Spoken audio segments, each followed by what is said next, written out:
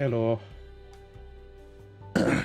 Yes, I need to do the post MSQ dungeons. I haven't actually done them yet. I was chatting about trying to figure out when to do them, but I haven't actually gotten around to it. So I said I'll do them now, get them done with. I'm going through and creating some stuff for the server first, though.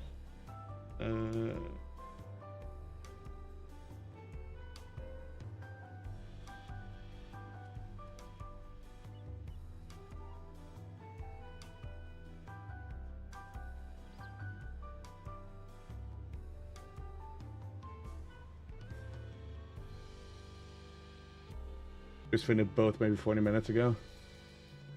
Looking forward to my reaction. Yeah. It'll be interesting.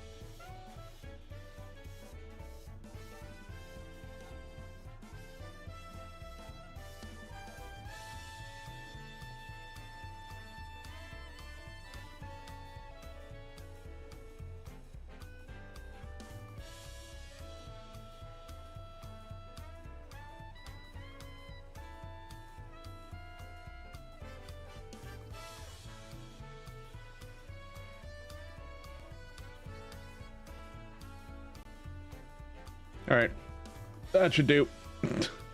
Alright, let's start these questions. So, Zesihan. Strange man is staring at you intently, perhaps too intensely. Mikhail, at last! You've no idea how long I've waited here, hoping we might finally meet. There's a matter of utmost importance I simply must have your assistance with. But introductions are in order. I am Zesihan, professor of archaeology at the Studium.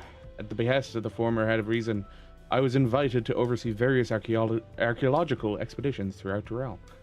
I heard from a little bird in Volok Shunsa that you, a most renowned adventurer, had made your way to the continent, and could think of no better individual to aid me in uncovering its history. As a matter of fact, I have already made a most fascinating discovery in the wilds of Shaktoral. I chartered a balloon to examine a point of interest in Shaloni. You see, and soon discovered ruins which have been unseen for nigh a millennium. Surely Lady Luck is on my side, I thought, but alas, things soon took a turn for the worse. In the spirit of inquiry, I hired a group of mercenaries for protection and made my first foray into the area, but we were no more than halfway through before a host of fierce fiends barred our approach. Truth be told, 'tis a miracle we even made it out alive. Yet for a seasoned explorer like you, I dare say delving into the deepest recesses of such ruins unharmed would be child's play. What do you say? Would you aid my investigation and embark on this new adventure? I knew you wouldn't disappoint. The ruins lie beyond the river north of Lake Towery in Shaloni. Let's continue our conversation there. Yeah, so this is why I saw so many people going up to that river. Because I was gone to that river for fishing, actually, which makes it a lot funnier. Because one of the recipes I was doing for cooking required fish from this lake, or from the river specifically. So I've done a little bit of fishing here.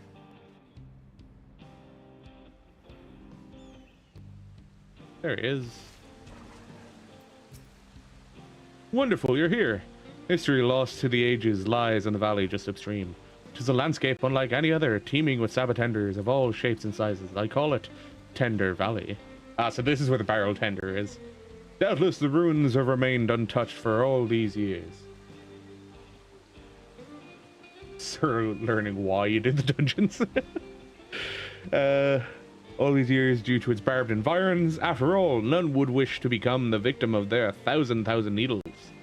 Though I believe the ruins nested deep within the valley to be Yokui in origin, a closer inspection revealed motifs even I could not recognize. There's a new discovery waiting to be found within, I'm sure of it. Alas, the defense mechanisms protecting it were far too much for the mercenaries I had hired. It would be wise not to underestimate them for yourself. Ah, lest I forget, you should know that I dropped some of my notes concerning the expedition during my escape. If you would know of my findings, I encourage you to search for the records during your exploration. I shall await your return here. I entrust to you the honor of discovering the unknowns which lie within. Tender Valley.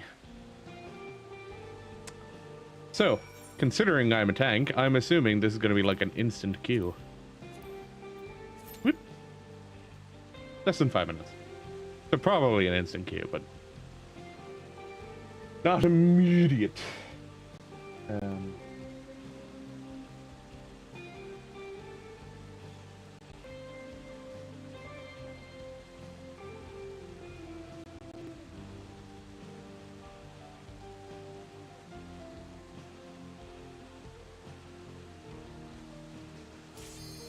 Hey, there it is. Not given the option to read the books since the people I did it with had their homes on fire or something. And you can always use return when you get to the end of the dungeon and then do it.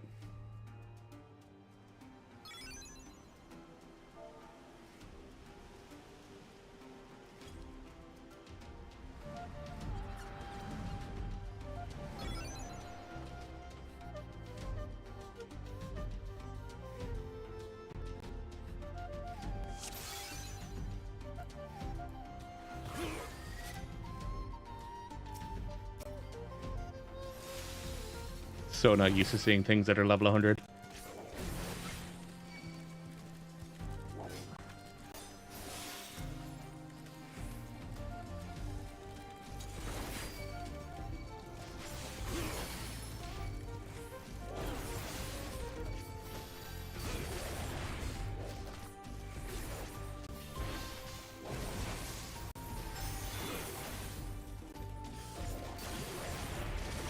Stop backing up, Red Mage. You're making it more difficult for me to actually take it from you. For fuck's sake.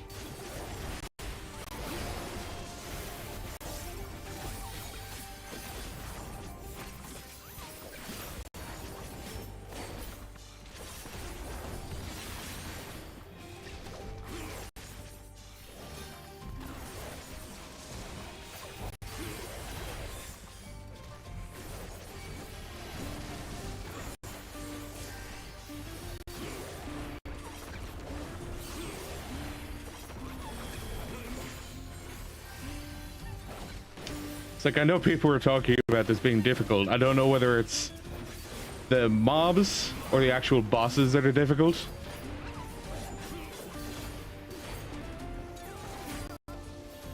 But, that was close. Oh god, there's a fucking queen. Let's just make sure I get these.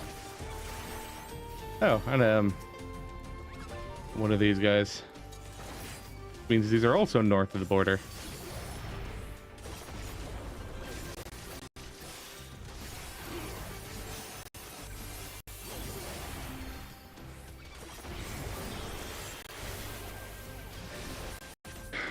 I wonder is the damage also mostly because it's Sabotanders. Why did I hit Rampart? When Rampart did nothing. Oh well.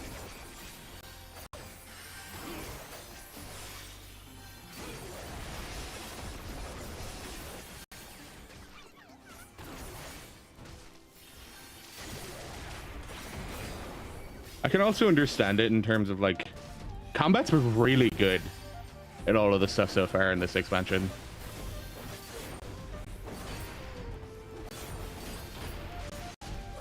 Like the fights have all been really fun, which is probably like one of the reasons that these fights are so much harder because they're fun.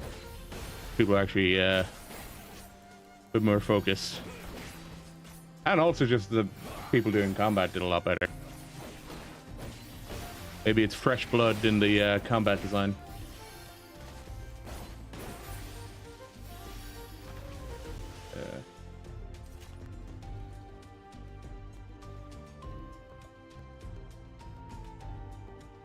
For once, nothing's felt like a long grind. Hey, there's Barrel Tender.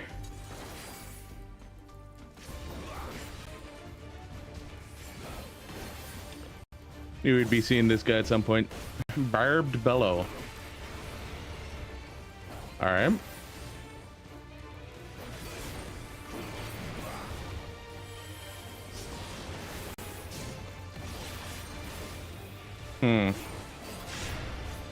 Ah, they got bigger. I see.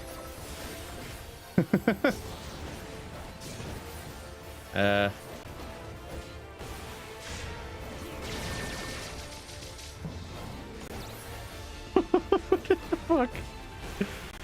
Posing.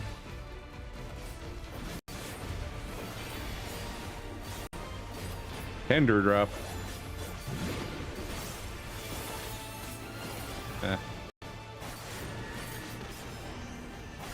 Knockout.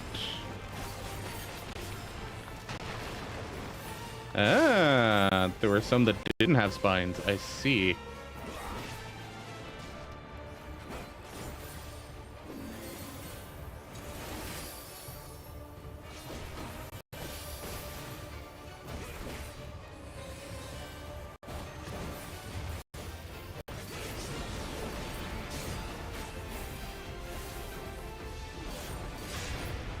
Yeah, I was about to say it's going to adjust again, isn't it? It's not going to be the perfect, perfect shape. Oh, Buster.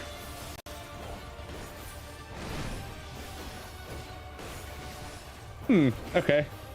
I expected that to hit a little bit harder.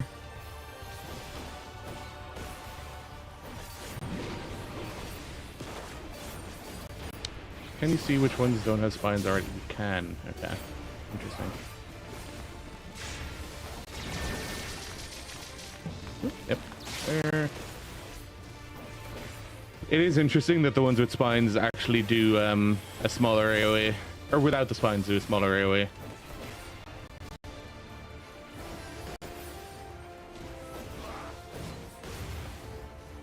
Ooh, I like the look of the next area.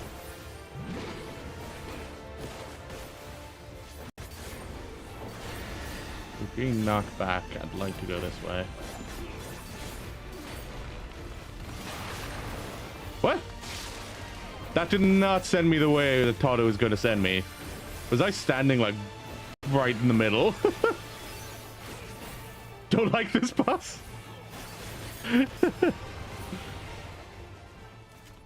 Oh god. Healing, of course.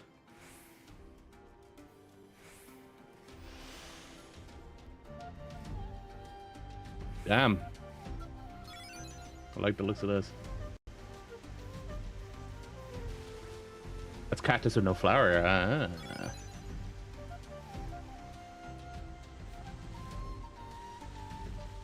I feel like we have soft fall on the whole time with how slow we fall in some of these areas.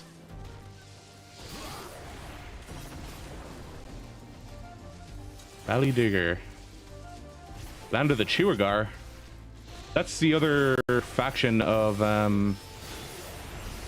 Yokui. Interesting.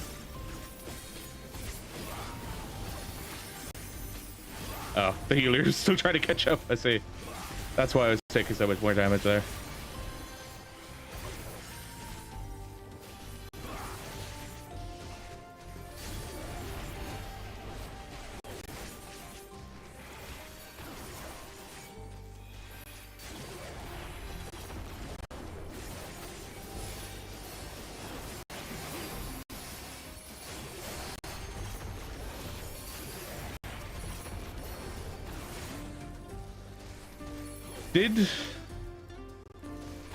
I'm assuming on Dark Knight the upgraded Blood Spiller combo is not AoE, I assume, like the Delirium Blood Spiller.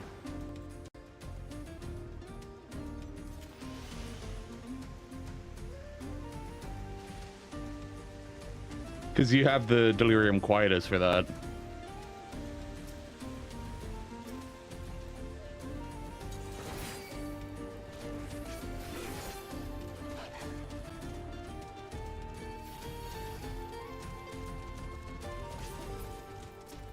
I've not checked the details. But it's your tank job. Shouldn't you be checking the details? You're going to be tanking again? Or are you going to be more focused on Paytomancer? You know you're bad at names. Well, it's not a name I'm asking you about. I'm asking you how it works. You just saying you haven't read your abilities again?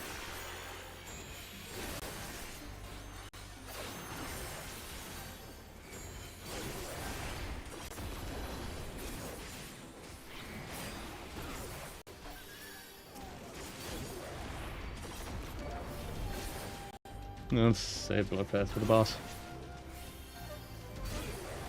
Then again, you logged out earlier, so you're not logged in right now. Ooh. Fucking Bomberman kind of boss is this? What the fuck? What's the name? Anthracite? Jesus.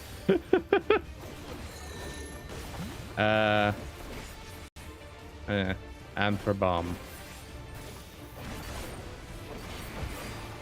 Yeah. Okay, I would have been safe where I was.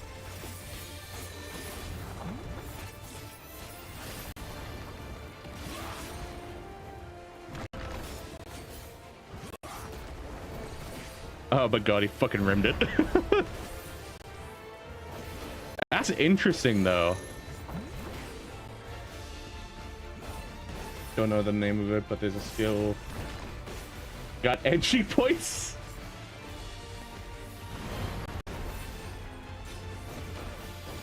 One that costs 50. Would be either use a single target or multi. Both of them have got combo chains. Really? Edge of Darkness and Flood of Darkness? They're combo chains now? That seems odd.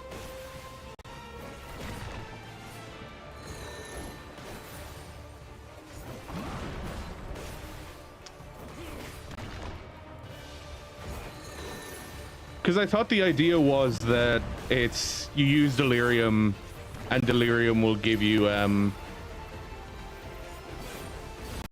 Delirium changes your Blood Spiller into a 3-hit combo. Kind of like what's happening or changed with Paladin. Their Atonement is now a 3-hit combo. The only tank right now that doesn't have a like standard 3-hit combo in their upgrade is Warrior. Warriors still just have Fell Cleave. Although I love the comment I seen somebody make about it, where Warriors upgrade if they get one for inner release Fell Cleave, is it should be Fell Cleave, Feller Cleave, and Fellas Cleave. Still need to pay attention to this side. Here. Now we're paying attention to that one, and we can go here.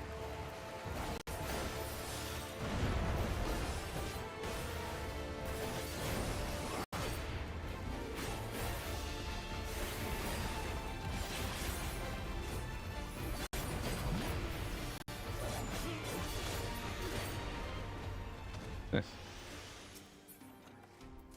Healing again. And aiming. Great, everybody else is getting gear. Healing and aiming gear. Equi orbs. Oh god, the Serpent of Ronka. Okay, so this is the one that people were talking about. Oh, the fucking Serpent of Ronka.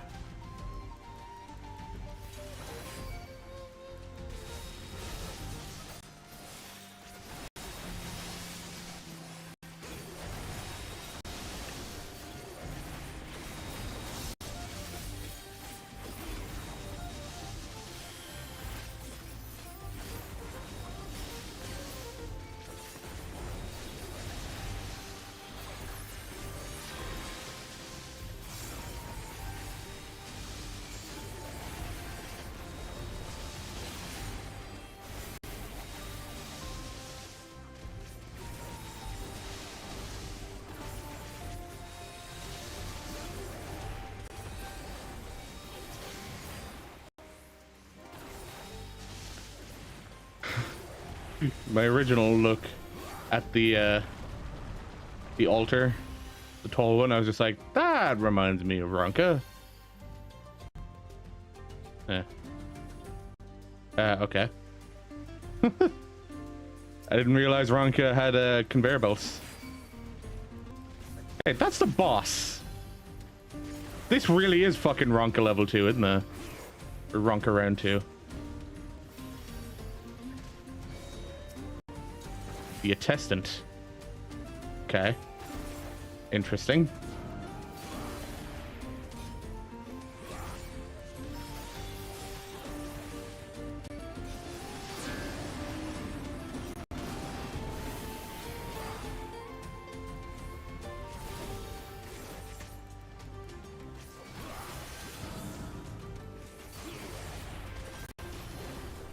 Good God, I did not expect to see this pop up again as mechanics.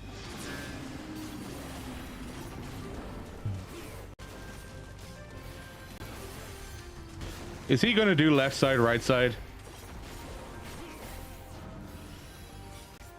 He hasn't yet.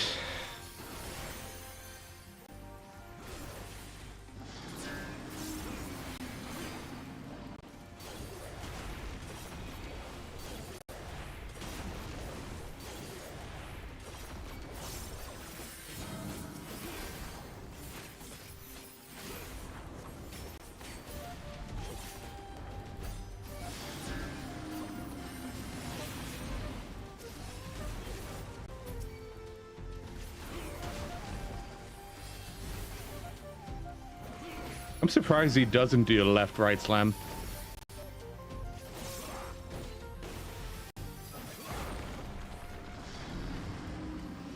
Fucking Ronka.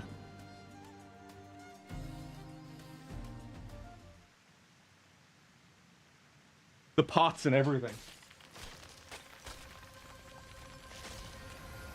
Oh.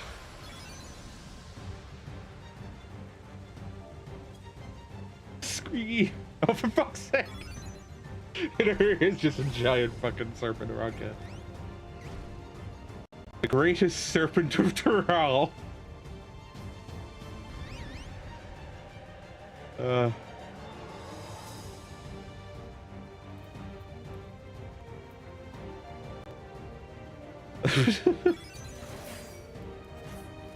He is the greatest serpent of Tural. Yeah. Oh my lord. Normal skills, the ones from before the expansion, Quietus and Bloodspiller. Bloodspender changes to, yeah, and Quietus is just Impalement. The new Bloodspiller ones, the Scarlet Delirium and stuff, are they AoE or are they single target? Because my assumption would be that they're single target. Huh?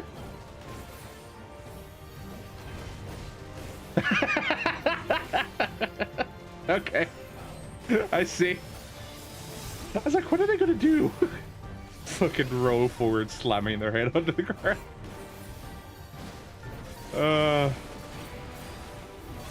Got water bouncy council. Is that the name of the ability? Oh lord.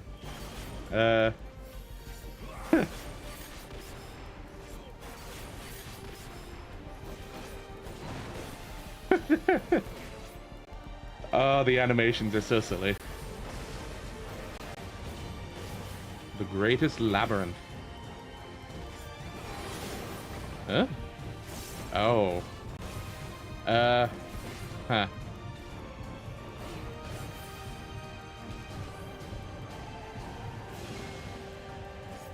Fuck it hell. Was not able to do that. AoE connects to AoE, single connect to single. Yeah.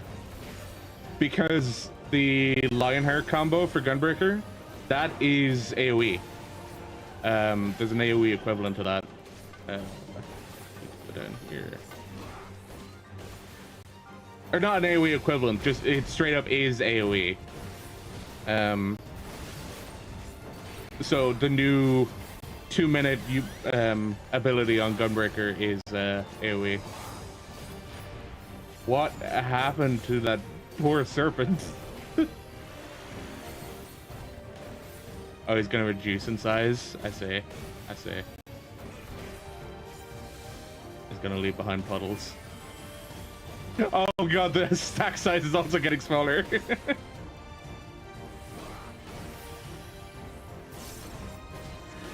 Nice.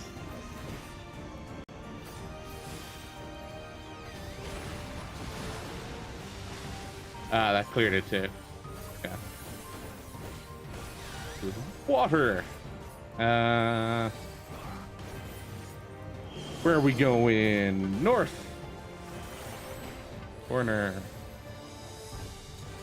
Yeah, center would have been safe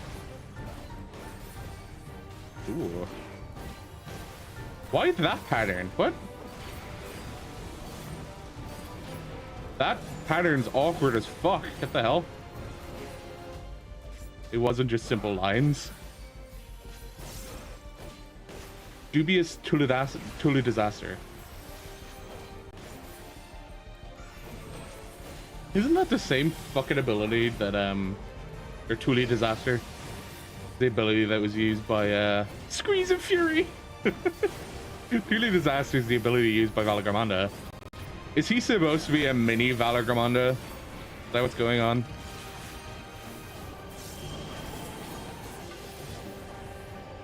Straight north. Okay. Nope. Ooh. Just based off of the headdress and some of his abilities, moist summoning. This is what happens when I stop paying attention to the names of casts. Start paying attention to them. It's like, hang on a minute.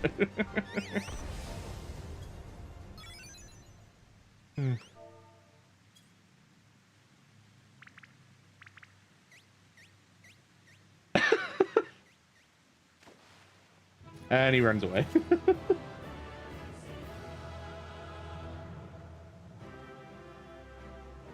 Here's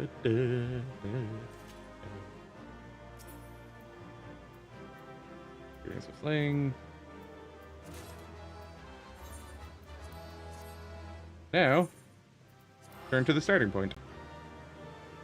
Because now we can go through and we can read all of the shit. Alright, so, expedition log. Though I spoke with some few Hetzato and Shaloni before my expedition, they had precious little to say about the ruins.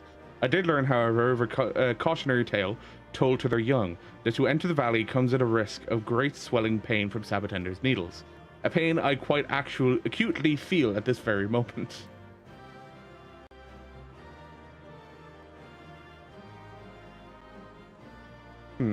I don't know if coming in here on Explorer mode allows you to read them, but that would be another way of doing it. I never actually used Explorer mode for that. The handy thing though with the Explorer mode is you'd be able to use mounts and stuff, which would just make the journey faster. Going through it all. We'll run through. We have the other one to go. I can see what people are talking about it being difficult. Those mob pulls are quite vicious, actually. Each of them pretty difficult. Just to you or go with NPCs. Yeah.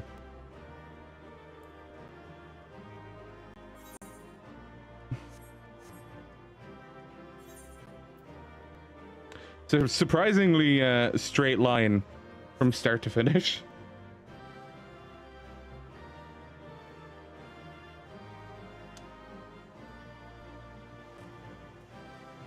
And we are listening to victory music the whole way through.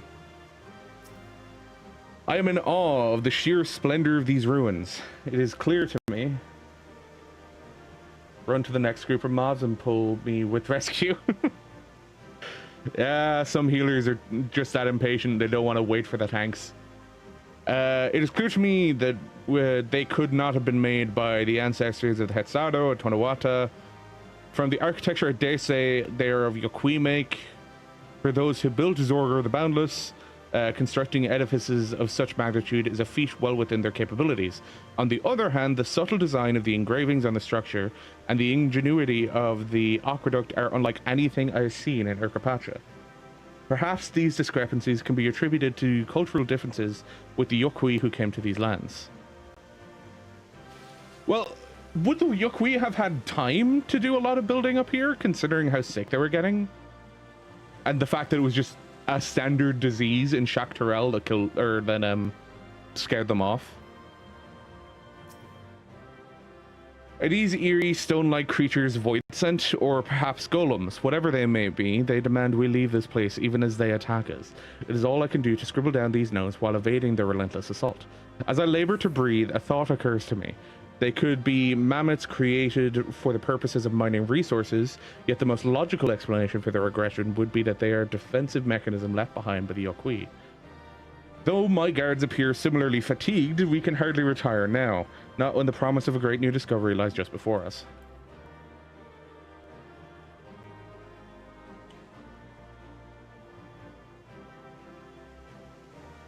Like, the whole thing with healers jumping forward and pulling is because the standard and what's expected of most tanks is that they'll do double pulls, or they'll pull to the next wall, whatever the next wall is. Not all tanks are comfortable with it. Some tanks prefer to go that bit slower. I had a tank earlier in leveling. We were doing Iwakate, the first dungeon, the 91 dungeon, and they single pulled, or sorry, they double pulled, then single pulled, then left. An entity appears to be, for lack of a better term, a walking chimney. Guards the doors leading to the ruins. The doors themselves possess a design wholly unfamiliar to me, and I cannot help but feel we are on the verge of discovering something incredible. Alas, the pain from the needle which pierced my lower back worsens. What's more, the arm of one of my guards is paralyzed, leaving him incapable of lifting his sword. We cannot hope to face that thing in this state. Though my heart breaks, we have no recourse but to withdraw. Is that the last note? Considering that seems to be as far as I managed to get. That was an interesting idea for a boss fight. It's not something they haven't done before, but at least it was a more interesting flavor and theme on it. Especially considering I was looking at it like, the fuck is Bomberman doing here? These are very similar to the ruins in Ronka, though.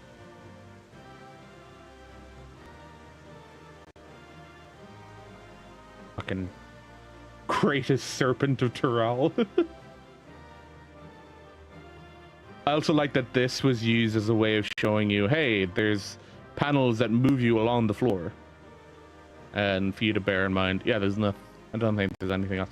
Unless there's one in the boss room that I missed. I don't think so. Also, this design appearing again, considering the last time it was used was in the Ronka dungeon. I do it, but I want to do it at my own pace. If I get pulled, I just get annoyed. Yeah, like that's the thing. Any healer that pulls a tank along is just being annoying, and they're going to just piss off the tank. It doesn't matter if the tank was going to do double pulls anyway.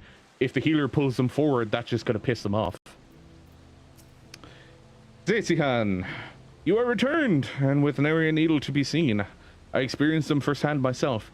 The pain was simply indescribable. That said, once it subsided, I was surprised to find that the lower back pain, which had ailed me for years, had completely vanished. Now, tell me of your expedition. I wish to hear everything. What did you see? What was hidden deep within those ruins?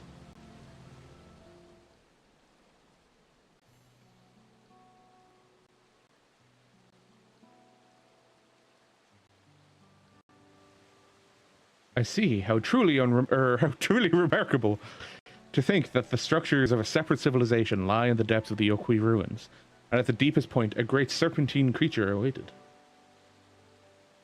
This is beyond a shadow of a doubt a significant discovery regarding Shak Turel's history. Tell me, what thoughts have you concerning the valley's depths? I dare say the ruins predate the Yoqui. It reminded me of the ancient Ronkan ruins I saw in another world. Seems special, I guess. I've no doubt that there were many gospels that foretold of the great serpent's majesty. Let's go with the pragmatic response of it reminded me of the ancient Ronkan ruins I saw in another world. Because although the other one's funny, I think this makes more sense. Aha! Truly, such a claim is invaluable testimony. Is the fucking serpent gonna show up? Based on your description, it is likely that the ancient Yoqui simultaneously feared and revered this serpent of unfathomable power, and after encountering it, constructed the temple to conceal it from the world. Alright. Where's this going? Maybe the final element which proves my life's work. A theory. The eerie resemblance of the Reflections civilizations. Wait, you're doing a thing on the Reflections? How much do you know about the Reflections, then? In my capacity as a professor of the studium, I've taken the liberty of reading the science reports concerning the source, its reflections, and the civilizations therein for myself. Their findings indicate that the sundering diminish mankind's intelligence to that of beasts. The flourishing civilizations of the ancients was forgotten, and the peoples of each reflection set out on separate paths, forging disparate civilizations of their own. Yet, can we say that these civilizations, worlds apart, are truly so different? If we all came from one shared ancient heritage, would it not be natural that the development of each society and culture bear similarities to one another?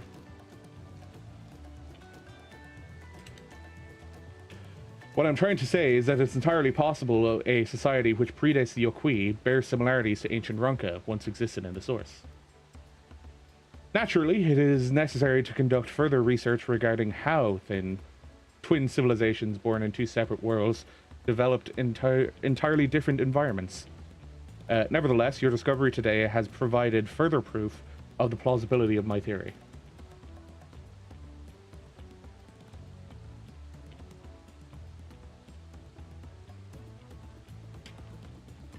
On that subject, I would ask that you join me on another adventure, one markedly less fraught with danger. As one who has traversed beyond the rift to the first, your knowledge and insight concerning the ancient Ronka are invaluable.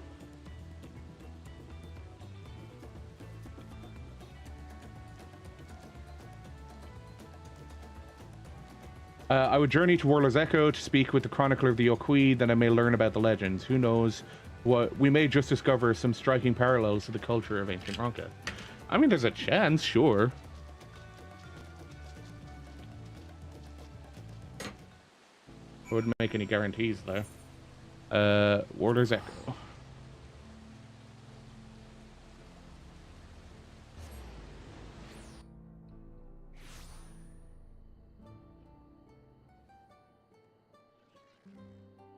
Also, Edge, I'm assuming you just kind of skipped through all of these cutscenes because you're just like, I don't need to know. All I need to know is dungeons coming up. Or I'm going to be fighting in another dungeon. Or were you doing it with the knowledge that you were just going like, I'll watch somebody else and they'll raid through in the dungeon.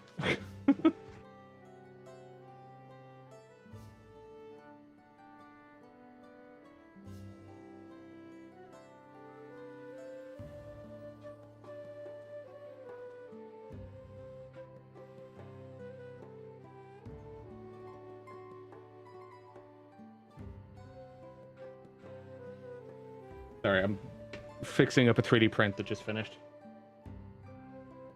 Gonna watch you when my Japanese VTuber friend does it, which is why I knew I could skip it.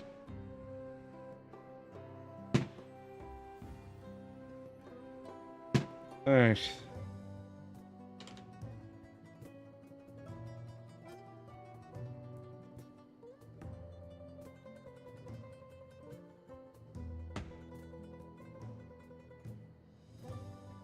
just set that a bit better. Oh wow. Yeah, that didn't see properly at all. Great. Well, that's work I need to do again in the future. However, that is the start of the project. So far, okay.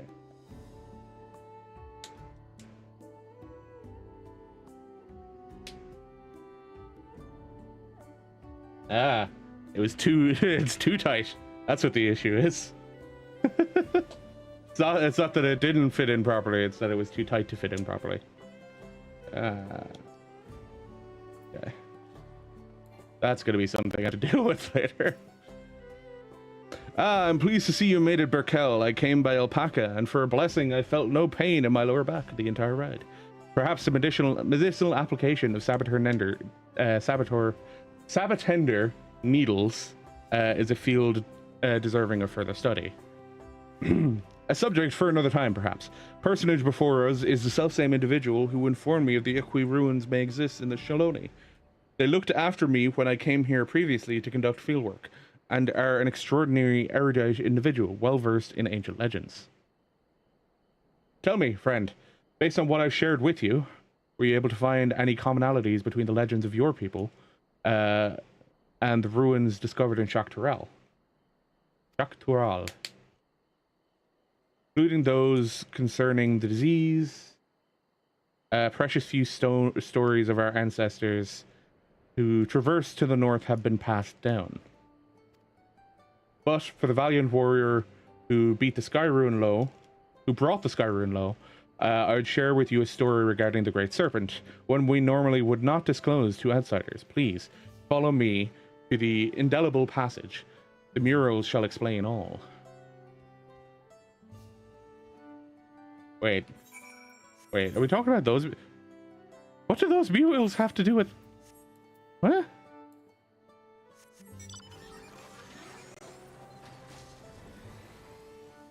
Interesting.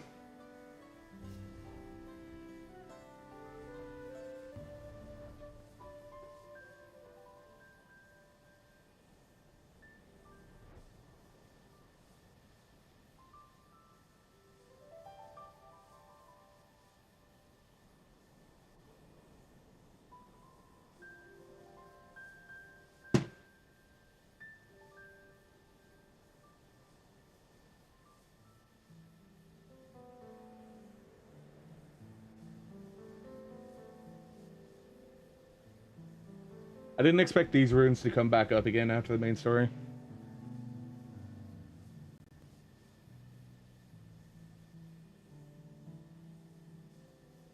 I've also come to realize that some of the visual things that I'm seeing, like the fact that the runes are not really visible when I first came in here, is because of my my settings.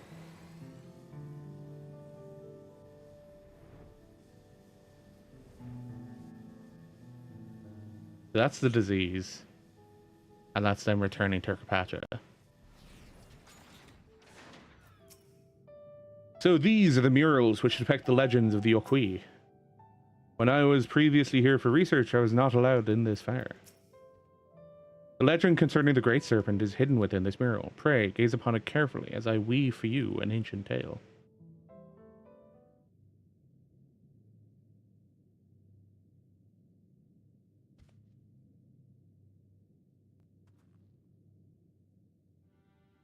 Long ago, a sect of our ancestors forged north. There, deep within the valley, they discovered the remains of an ancient temple.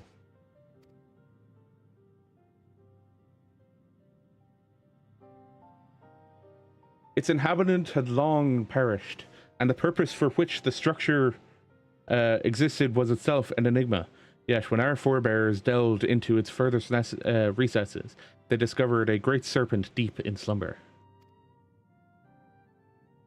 It should be noted, our people revere serpents as divine creatures, who govern the boundary between worlds. To behold one of such immense power dormant there within the ruins, they believed it best to build a temple around its chambers, and offer prayers for its divine protection. Yet, in the ensuing years, our people were plagued by disease. Time and again, our ancestors offered supplications for divine assistance, but no matter how fervent their prayers, Great Serpent never deigned to answer them. In the end, a great many of our forebears withdrew from the northern lands. Only the most devout worshippers of the Great Serpent remained, but they too would eventually withdraw in the somber procession, having buried too many brothers and sisters.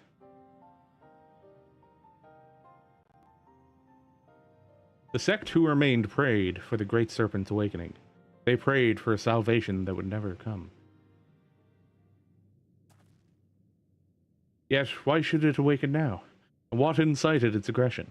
Was it simply by chance that it roused in such a foul mood? Or is there perhaps some underlying reason we've yet to uncover? The devout who held vigil in the temple itself, held this belief. When the Great Serpent doth awaken, and its coil shall envelop the world. In other words, the creature's discovery was itself a pretext to legitimize their territorial expansion north. Yet their prayers fell on deaf ears. Only now, before our benefactor, has the Great Serpent finally awoken. A peculiar but altogether fascinating turn of events. If the being you encountered truly was divine, mayhap it was you who shall receive its blessings. If we consider that our friend here, a traveler capable of crossing the rift twixt worlds, was blessed by a being who governs that boundary, would that not fit with the interpretation held by a sect who remained? At any rate, Burkel's testimony and legends of the Oqui shall go a long way in verifying my theory. If I can gather sufficient evidence that these two civilizations, worlds apart, share fundamental values and prove my thesis, our outlook in history shall be irrevocably changed. Mayhap and even an entirely new field of study shall be pioneered. Does the inception of civilization and the infancy bear similarities in each reflection? Was there some localized connection between them, such as a planar fissure? Or perhaps there was some all-powerful keeper of whispers peering through the veil?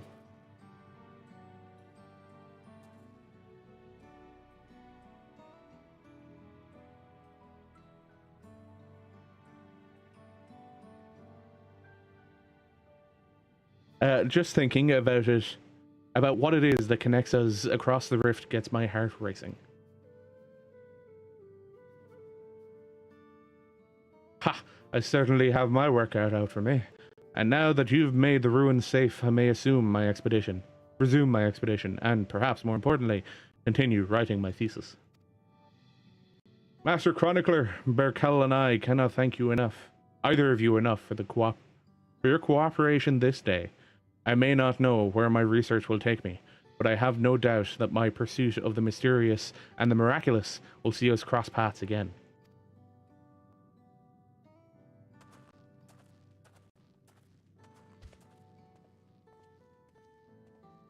Their mouths must be really fucking dry.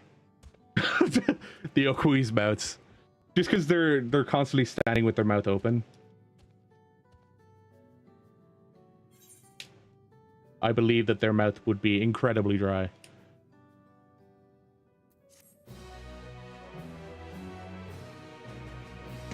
God damn it. Kept falling off.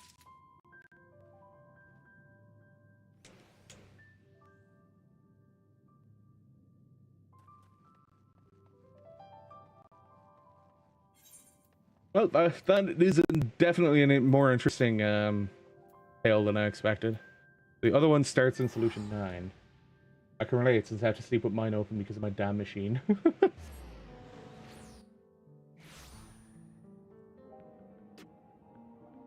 Like, as someone who has fallen asleep with their mouth open, your mouth can get so incredibly dry.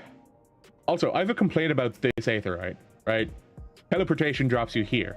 In order to interact with it, you have to run to the fucking edge to be able to interact with it properly. It's over here, right? Yeah. Is this in the back room, or is this just in the bar? Seems to be just in the bar. Oh, it's from Nostalgia. Always run to interact with the edge. Nostalgia breeds a sigh of relief at the sight of you. Something starry in the neighborhood. Berkel, I've been looking all over for you. Apologies for the lack of pleasantries, but there's precious little time to spare. A curious anomaly has wormed its way into living memory, and we fear it could pose a terrible threat if left alone. Please, you must help us.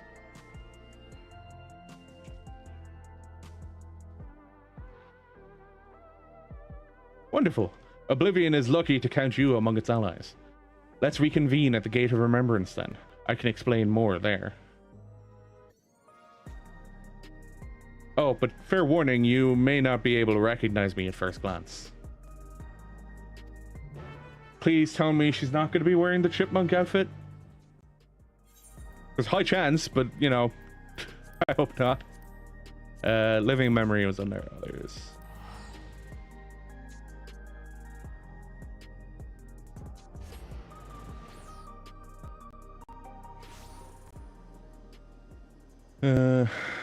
Oh, right. It's so depressing being here and everything's just so dark. Alright, what's Nostalgia gonna look like when she gets here? What's she going to be wearing?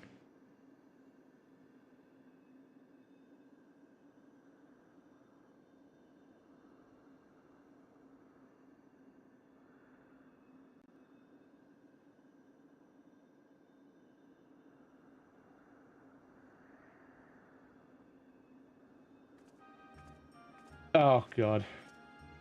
I really hope we can reignite the place in the future.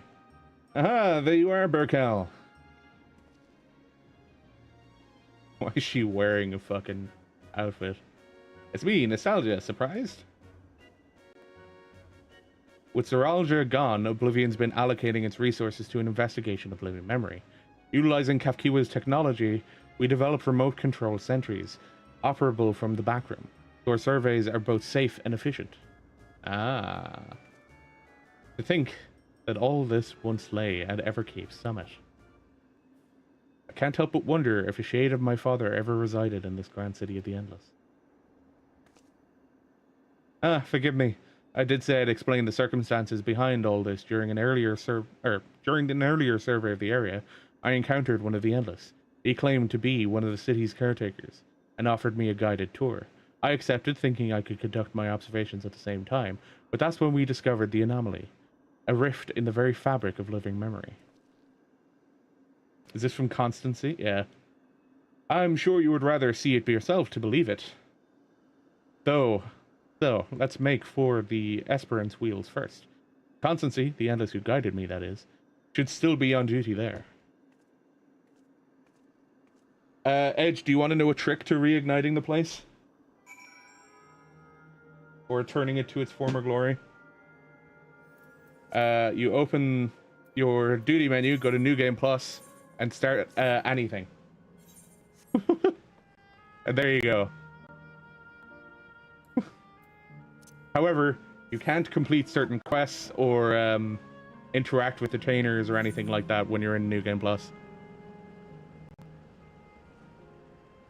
So if you want to get it back to looking the way it did, you can use New Game Plus. But again, if you want to actually do anything here, you're going to need to turn it off. That didn't suspend it. What? Yes. Unable to execute command while mounted. For fuck's sake. Suspend. Yes. There we go. And then it just goes silent.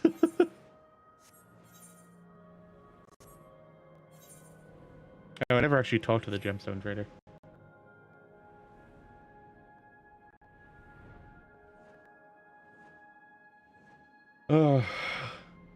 That was the thing when I was doing this zone. I was just like, the silence. The fucking silence when you empty the zone or turn off the zone. It's so... like, it's really well done, but at the same time, it's so off-putting. Oh, hello. Constancy here knows everything there is to know about Yesterland, including the new anomaly, I'd wager. Why, hello, Constancy. You fucking disappeared on us earlier. A warm Yesterland! Welcome to you, my friend, or should I say, welcome back. I had not expected you to return as our anomaly-slaying volunteer. I do hope I was able to make your first visit to the Gate of Remembrance a special one. Your associate here informed me of what occurred afterwards, namely Her Majesty's regrettable demise. You needn't fret, I harbour no ill will against you. I, for one, would not wish to remain endless at the cost of such terrible sacrifice to worlds beyond. Though your efforts saw the city's terminals deactivated, I somehow remain. Still, I am grateful for my survival, as it allowed me to discover this peculiar phenomenon. A lost district of living memory lies beyond this rift, you see.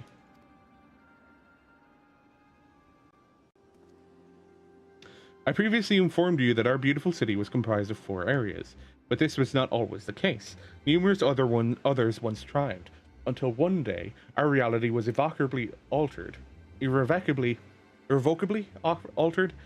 an attempt to bridge our world to others, and several districts were consumed in the process. Among the areas lost was the resplendent amusement district known as Dreamborough. This rift, however, allows us to access its streets once more. So Dreamborough got sent to yet another reflection. We took a cursory gander at the place for ourselves, since we were curious as to know what became of it. But there was nothing amusing about it, quite the opposite actually. We were promptly chased out by a horde of angry ghosts. After decades disconnected from living memories' aether supply, we must assume that the endless who just resided there are no more. The once idyllic atmosphere has been marred by a dismal shroud, and I dare say our poor Dreamborough has warped itself into a place of nightmares. It has returned to us as a lost soul would, longing for connection. The beings within have come to call it the Stayborough Deadwalk. Now that it's reconnected with living memory, its presence is a risk to the city. So we'd like you to brave the Deadwalk and shed some light on this mystery.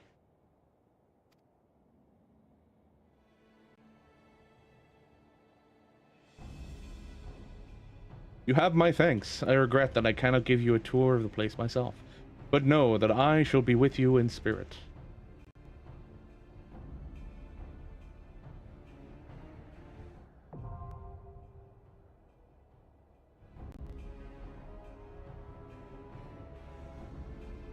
Before I actually go into the dungeon, hi. Did you need to get this close to me?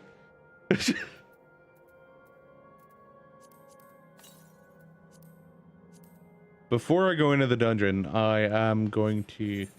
I'm assuming I have enough for an accessory now. 270? Yes. I'm quickly going to hit Solution 9 and grab an accessory or two. I think I'll be able to get an accessory at least. Replace some of my accessories. Because I still have some of my 660 accessories.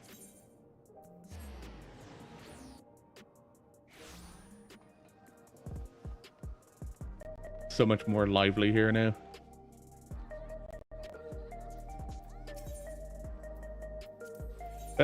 Accessories. Yes, I can purchase one.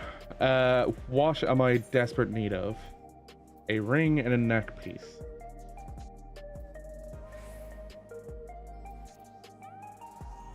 So what is the neck piece?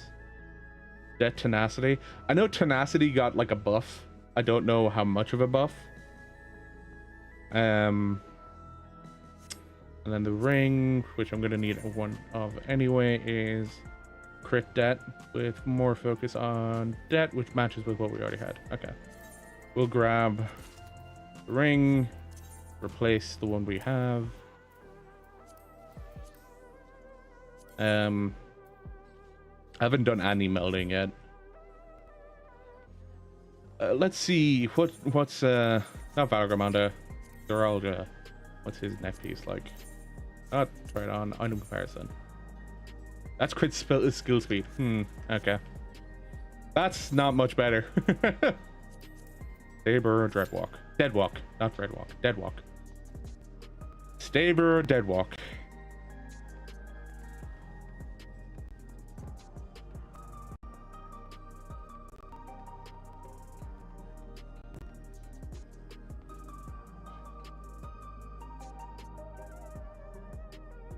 Oh, I didn't notice that before.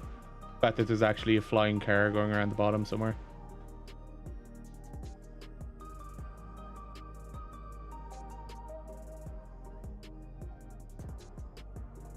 Actually a few flying vehicles going around the place.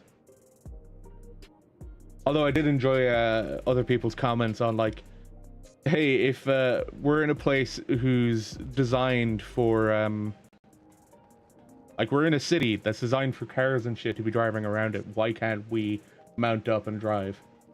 Like the only place that's considered a city that we're able to drive in. Sorry, there's two places considered cities that we are able to drive in or use mounts in, and that is Idleshire and Rauger's Reach, and that's it. Those are the only two places that we can actually drive around in. Or mount up in. I do feel like there should be others that we're able to mount up in, but yeah. Like, especially sort of one as big and spacious as this. Be awesome to be able to mount up in it.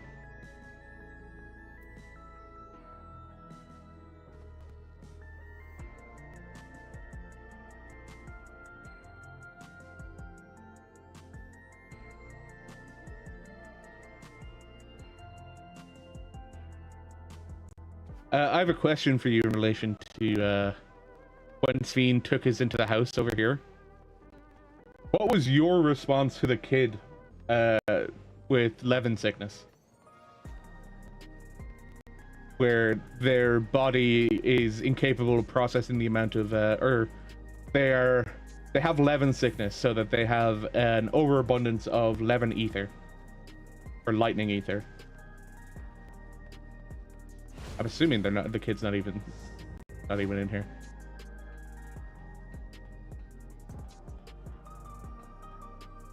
You don't remember? In here, fair possibility they're not in. Oh, they are still in here, Isadora. So, Milos has Levin sickness. His body is afflicted by an overabundance of Levin ether. Where have we heard this before in story? Because there's two different places that it's happened. On the first and on the source, we have this sort of situation. Right? On the first, it was people turning into sin eaters because there is an overabundance of light ether in their systems. Their balance of ether is out of whack because they have more light ether than everything else. We fixed it. We fixed them. We've rebalanced their ether with Porxies. We did the same on the first, or on the source, when it came to people who were enthralled by primals. Like, we went and we fixed the kobolds, we fixed the goblins, we fixed the fucking Amalja. We went through and we fixed it. We can fix him. It's not a problem that he's afflicted with too much lightning ether. We can literally fix it, and we don't say anything. Yeah, they were called the Tempered. It's like, we don't say anything to Sveen. And sure enough, you know, Wuklamat doesn't know about it, but Sveen, or we do. We can say to Sveen, hey, we can fix him. He doesn't have to be hurt anymore. We can help. What should we infuse him with, though? Well, it's just rebalancing his ether. Because, like, we fixed or I'm sure we did something with the, with the sylphs who were tempered by Ramu. And it would be the exact same principles. Should go to the sylphs, yeah. It's like, it's not difficult. So, this is the third shard we're visiting as part of this expansion. Maybe it's a hook for a future quest. I don't think so. I think it's just really badly done. Because again, it's similar to what happened with oh no. This is Zord and Thorn's theme. What the fuck? Isn't it?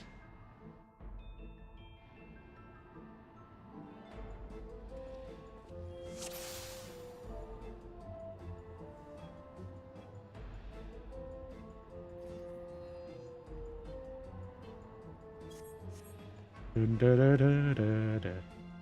word to our guest neighbor is open for all eternity. Answer. Oh, they're not. They're not enemies. A stray bobbler. It's so familiar.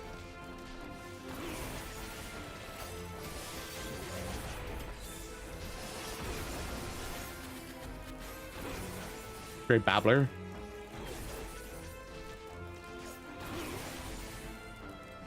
This is definitely Zorn and Thorn's theme. Oh, what's the other name for it though?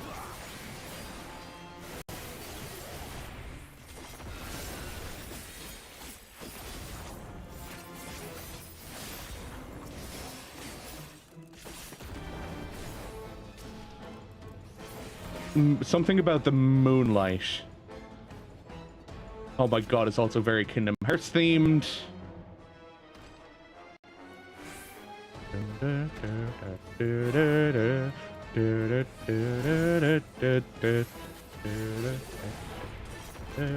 This was a dungeon for sure.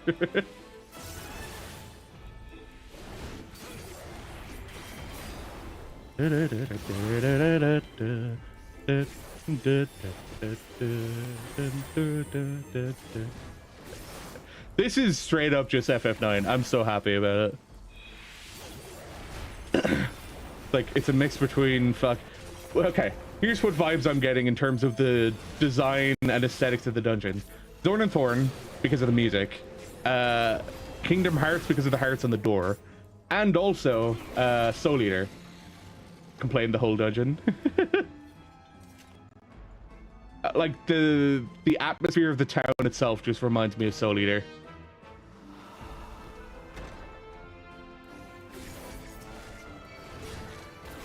Stray memory, or stray malice and stray memory.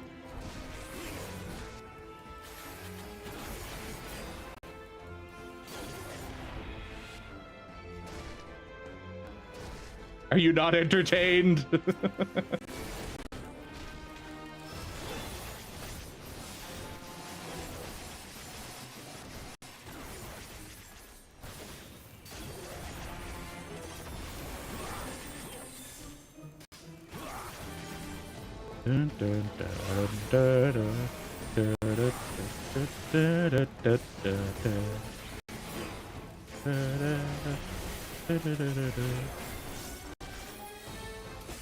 What the fuck? Huh. Why is that reminding me of 119? Or what was it, 119? I don't remember now. Or 119 Yan. From fucking Fire Force.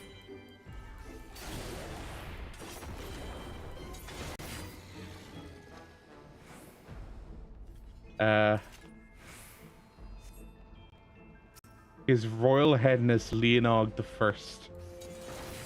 All right.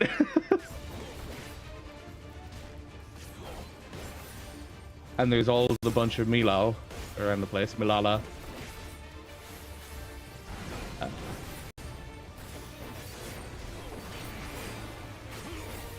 Falling Nightmare. Join us. Be a crowd in the splendor. Oh god.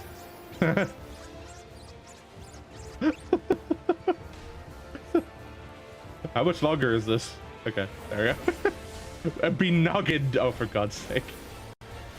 Huh.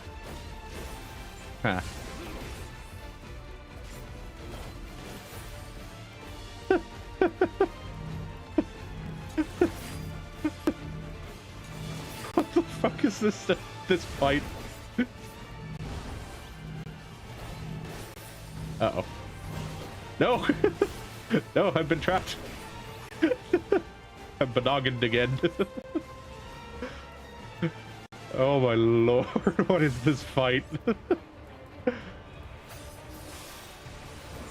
Oh, me and the healer were benoggined, I see. Oh, come on, really? Well, could have super before I'm benoggined. Oh no, the healer as well.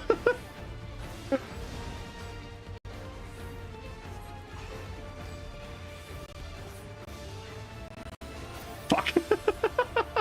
Supering did not work out, as it turns out. What the fuck is this fight? Yeah, I can see the source of complaints. Yeah. Oh my god, the healer got caught again.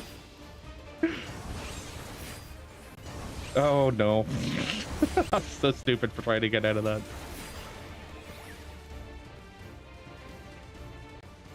Trying to avoid it that way.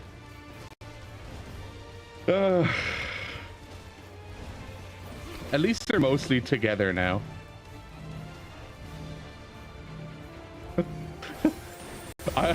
Honestly, I'm kind of hating this as a fucking tank and melee main.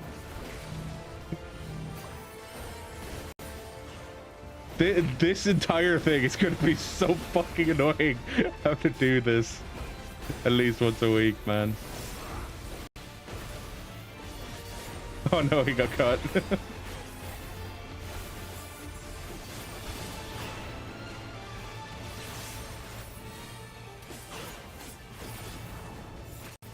The fact that you can't do anything when you're benoggined as well.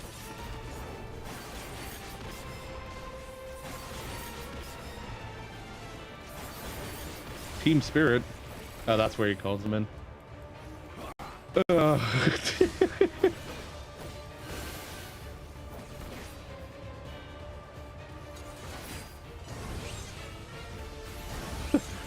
I'm just staying far fucking away from them while they're doing all of this.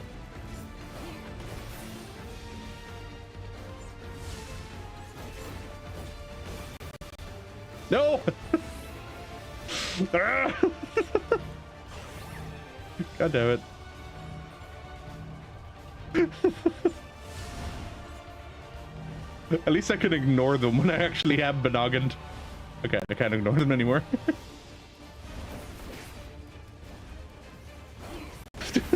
This fight is so annoying. Oh no, there goes our healer. Come on, we can kill this guy.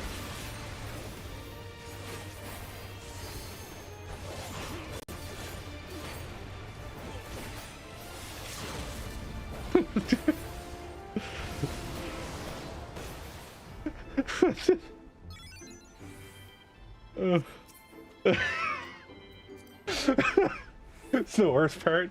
You're just stuck there watching and prolonging the fight. Yeah. Fucking. The fact that the debuff is just called benoggined. You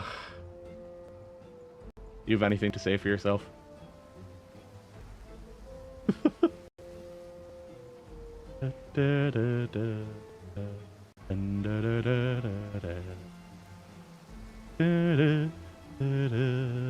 Lost souls of every age, frolicking gardens of your whimsical stage. Oh god, it very much is fucking Oh. Yeah. Oh, not in AoE. There we go. Grey rascals.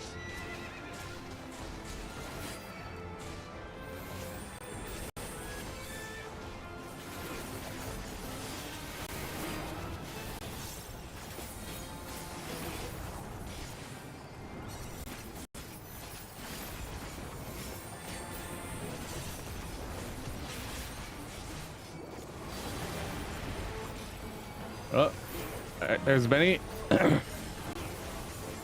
It's just like I can't press the right button right now.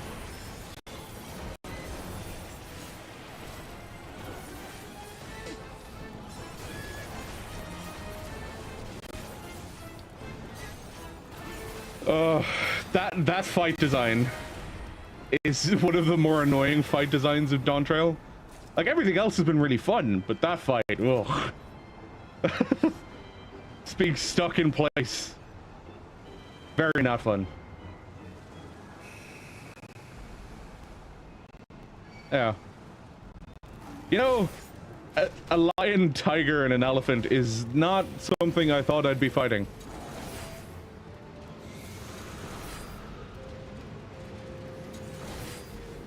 Just making it go faster. Oh. I see. Okay. Oh, not hands.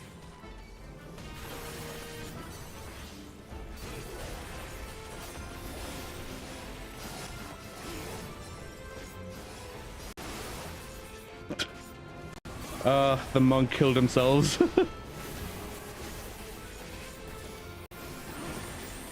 Or got themselves killed at least.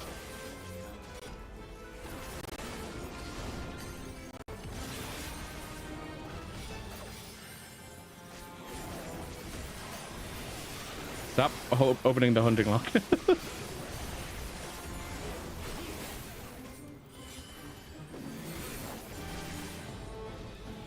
The monk's just sitting on the floor.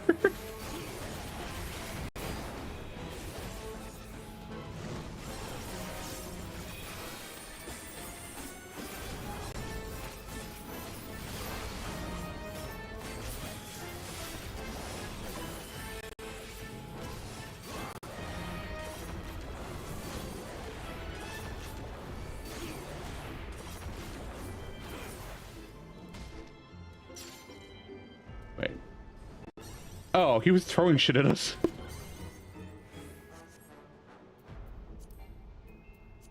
Have that. I got that. Huh. Jack in the pot. Oh no. I'm not looking forward to this.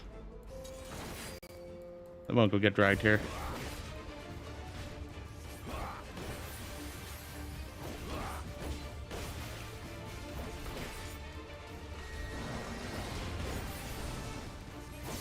Teacups. Oh no.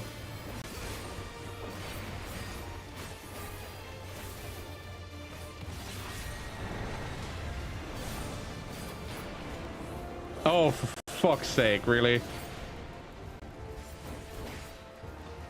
Okay. Oh shit. So that's how the teacups are done. Okay.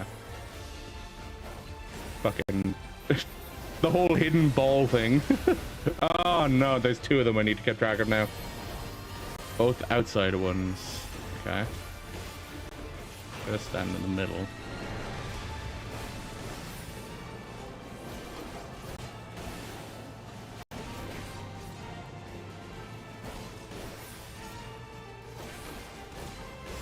I think. Oh no, I ran 2-1. I was wrong.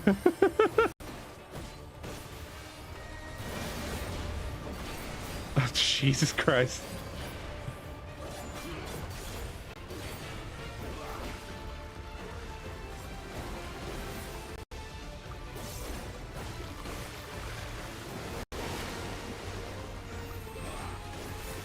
The fuck?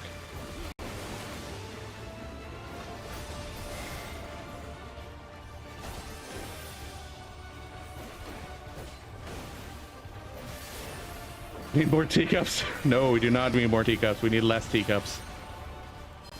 Okay, so it's two opposite ones this time. So if I just watch one, should be fine.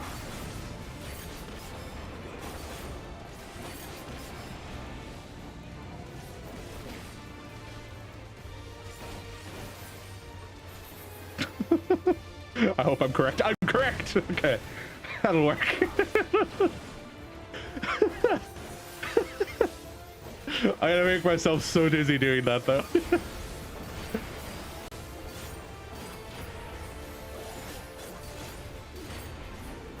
And now we're doing overflowing teapots again.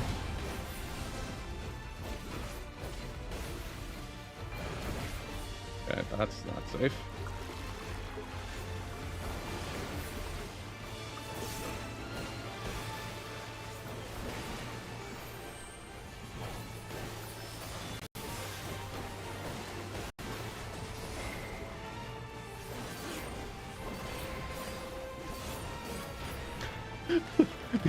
The only reason this boss fight is taking as long as it's taking is because we're so terrified to go near the boss because of the damage.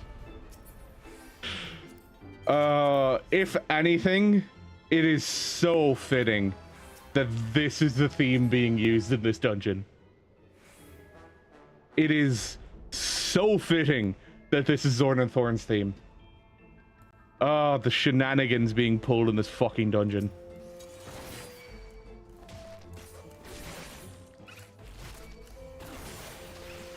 Oh, not the dolls again.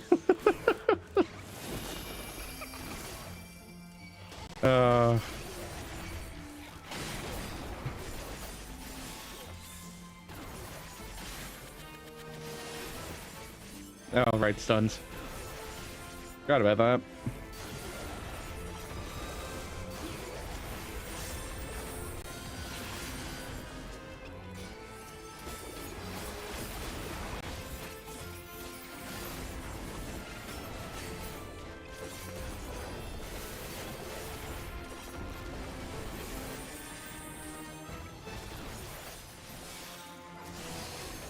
Dun dun dun dun dun dun.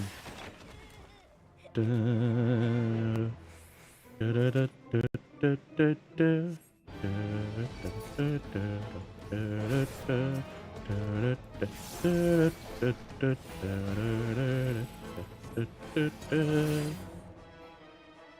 It's so incredibly on point that this fucking Zorn and Thorn. Oh, of course, just shoot big dolls. Great. Something must be done. And the furniture?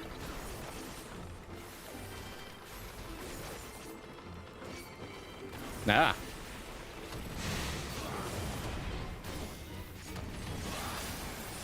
Ow.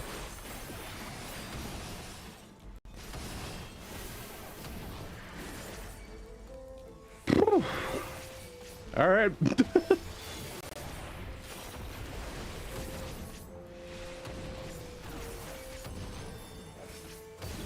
Ow. Ow.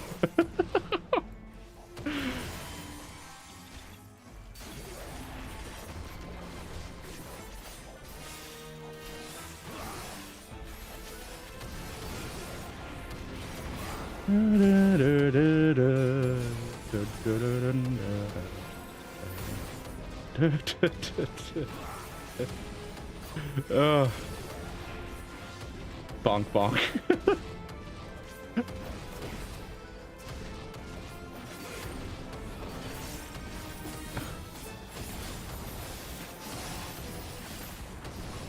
Oh my god, stop bonking your heads. Please.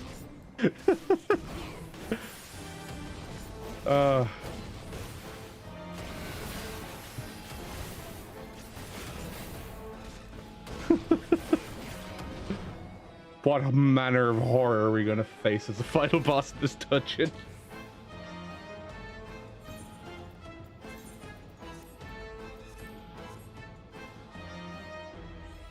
Please tell me this isn't gonna come alive. I have a feeling it's gonna come alive because I saw eyes and a mouth.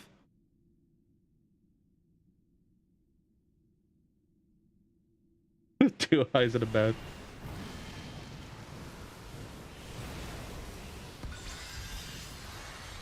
Of course, it's a clown. You know, Zorn and Thorn theme makes sense. Daylid Nightmare. Trauma Ray.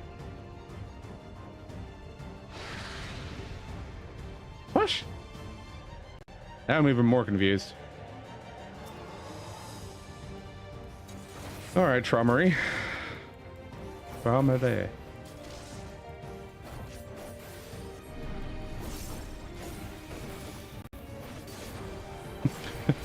Yeah, okay, that is a slight AoE.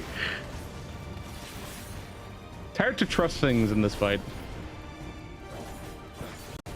Also, it's just, you know, Hades. Poltergeist.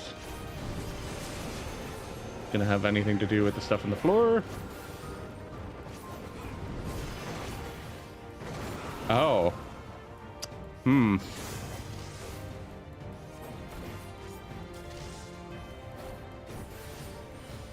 What does this do? Ah! Uh-huh. I see. Okay. The ghostly guise allows you to walk through things. Oh, additional damage is taken. We want to switch back? Yes! We want to switch back! Oh.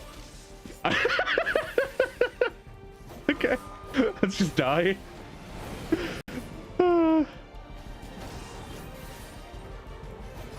Hit me. Kill me. God, it takes so long to die. It didn't kill me?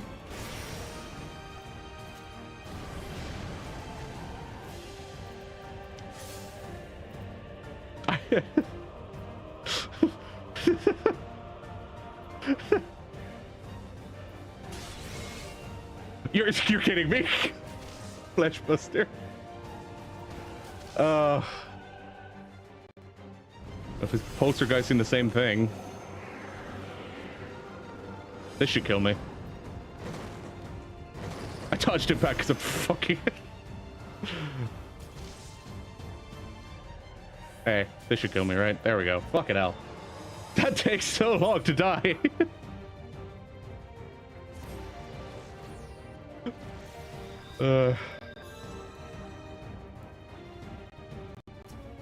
I'm gonna run through this dungeon again afterwards when I'm done. There's so much in this dungeon. I also kind of just want to hang out here because this is Ornithorn. Alright, here we go.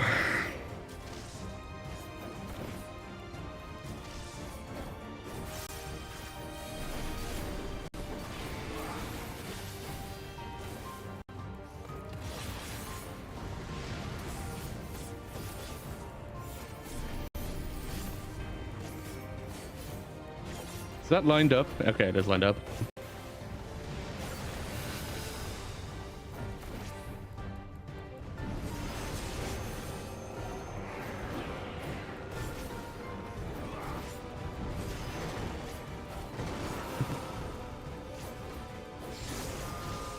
So make use of this to switch sides. Become physical again. Yeah. It didn't really do damage. Ghost Duster. You want to be human for this one, and not a ghost. I think we're good. Yep. So it's Flesh Cutter, we want to be ghosts, not humans. Malicious Mist. Bleeding, okay.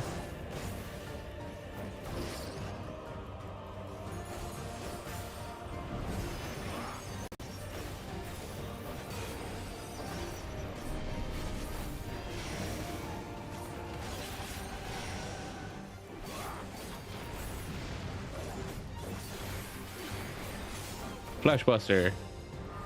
So now we turn ghost. And Kiryu's dead. Yep. Human again.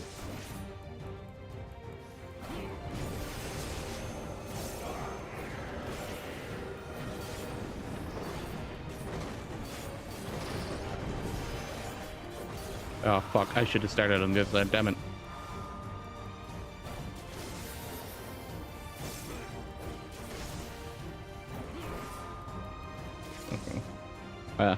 Just do that. Oh fuck, we need to be human.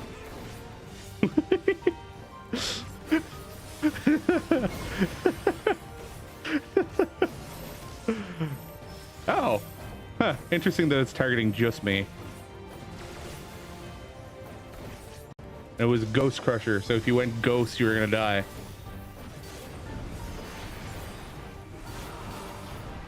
Oh, we're all in here.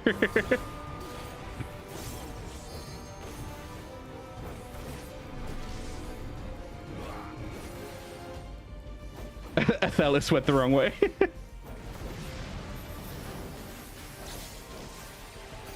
Ghost Duster, be human.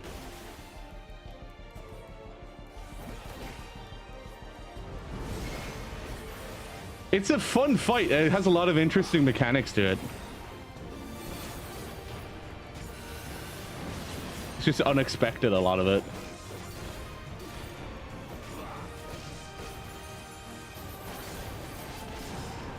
Memorial March. We'll probably do center sides again. Or what? Oh, okay, they all started. Sides, the center safe.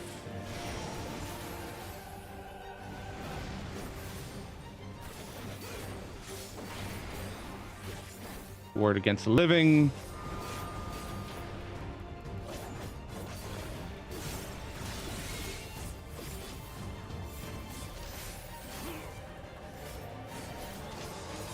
Poltergeist. So it'll get switched again. Is it going to spawn? Yeah. Fuck. Actually, no, I want to be on this side. Because then I can go this side. Human.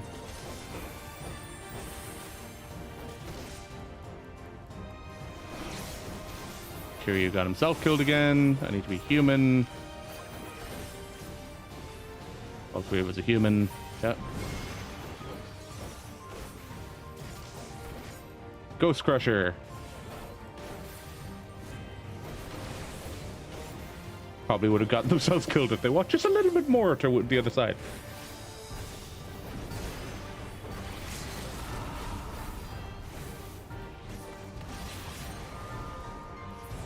There we go.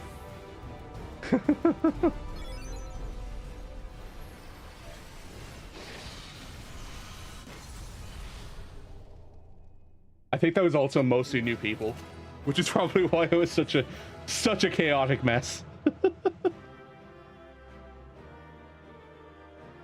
It's a fun dungeon, but fuck, that's not going to be fun in roulette. I already have that. Alright, your healer doesn't get the comm. I want to go back in here and explore. I'm done with the quest. Oh, I forgot I was here. I need to go back to living memory. I thought it would have moved me.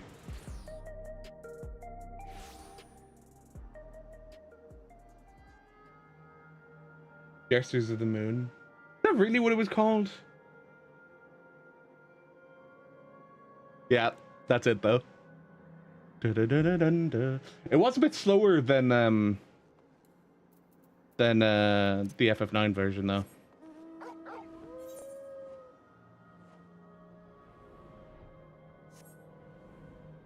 Surprised it didn't drop me at the entrance.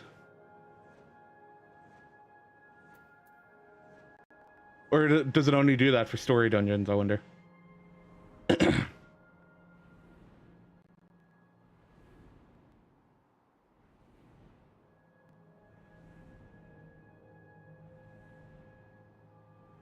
I still think this place is so easy, so eerie. All right, nostalgia. You're back. Was the dead walk as haunting as we expected? Let me get this straight. You met a disturbed mascot, attended a twisted tea party, and were assaulted by a skywheel and a merry-go-round, then fought for your life in a haunted house. The Endless House, to be precise. And with that, my suspicions are confirmed. In the days when the Dream Burrow was yet flourished, the Endless House often held plays with volunteers from the audience.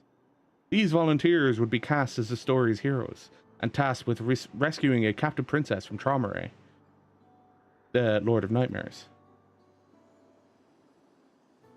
That sounds awfully similar to Burkel's experience.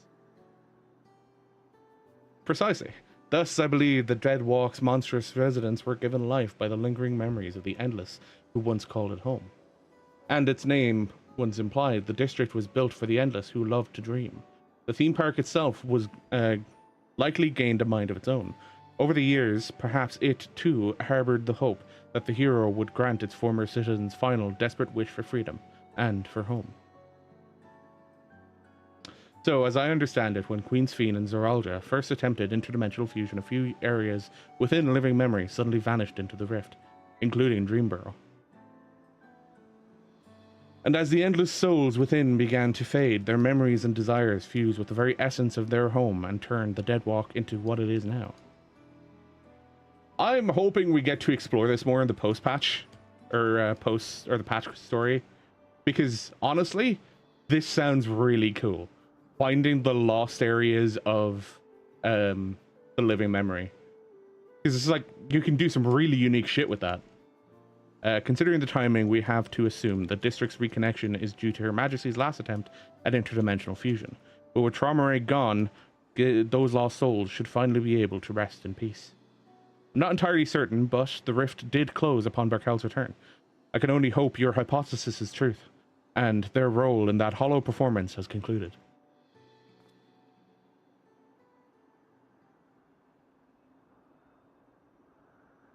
Gonna make a comment about how quiet it is now.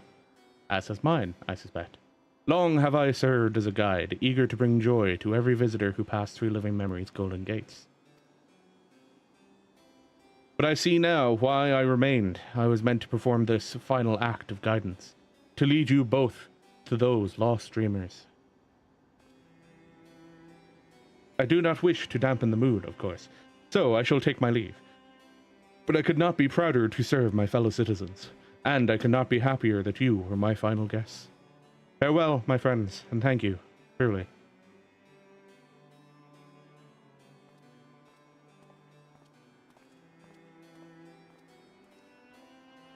The robotic wave.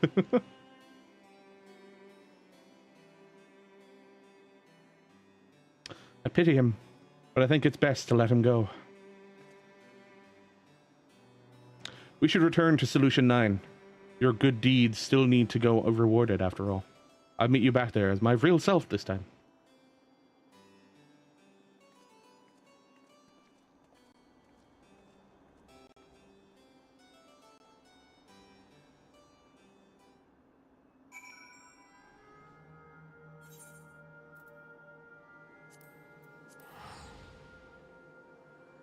Back to Solution 9 we go.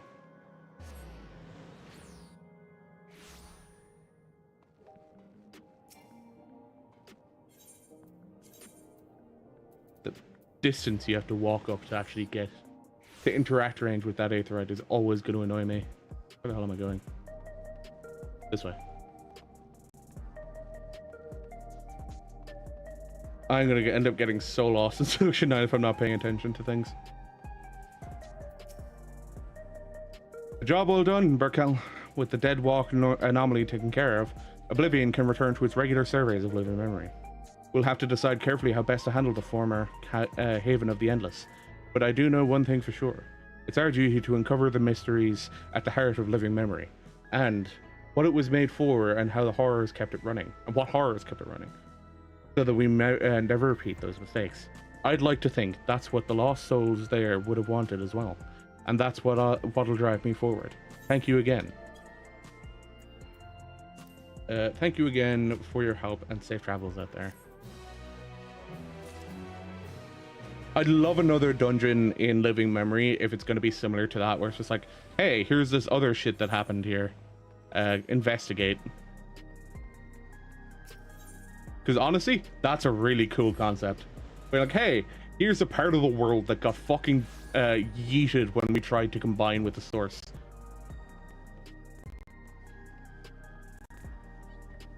And now it's just lost to the rift. With that, it's also probably to be assumed that the place lost to the rift ends up being... Or sorry, the place that got lost to the rift end up being like stepping stones to the original reflection that stuff would have came from.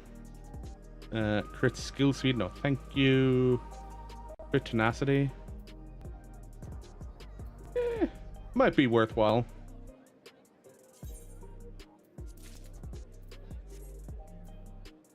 $690, $678, $690. Yeah, I need to get another ring. One of those dungeons.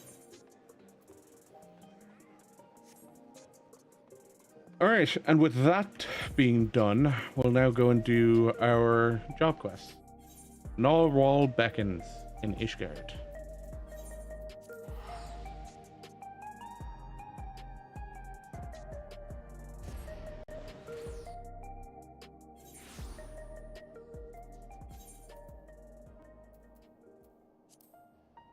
Why am I looking to teleport again?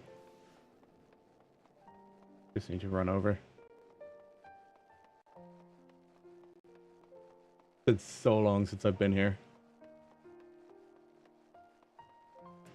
Also, I'm going to end up wanting to run Stayborough Deadwalk multiple times in order to be able to get access to the orchestrion role. Gibralont. If it isn't Berkel, what'll it be? A lad from the Western continent. Well, can't be going around gossiping about the comings and goings of my customers now, can I? That's a quick way to an empty tavern, but I suppose since you're you, I can make an exception just this once. A lad won't, much like the one you described, walked through my door not long ago. Was asking anyone whose ear could be he could bend about some stolen narwhal or some such. He was after. Usually you buy someone a drink before interrogating them, but not him. Nobody knew what he was going on about, but he was determined. Asked who else in Ishgard people might gather to flap their lips. So I told them to head to the jeweled crozier. If you leave now, I reckon he'll still be there. You'll know him when you see him. Trust me. Might as well do these on Paladin. Then that way I'll still gain some XP from them. We need to head over to the jeweled crozier.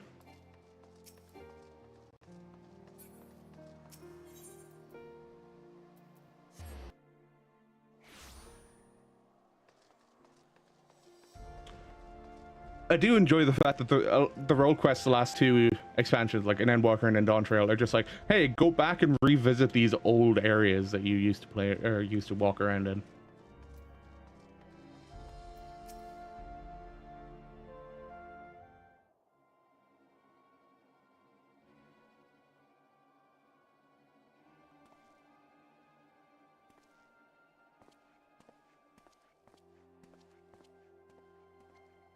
Bunch of useless.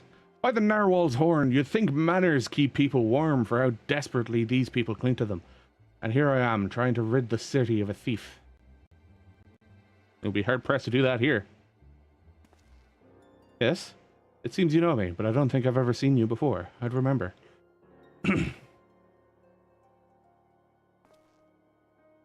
Loa Zeniqui sent you. Even across oceans.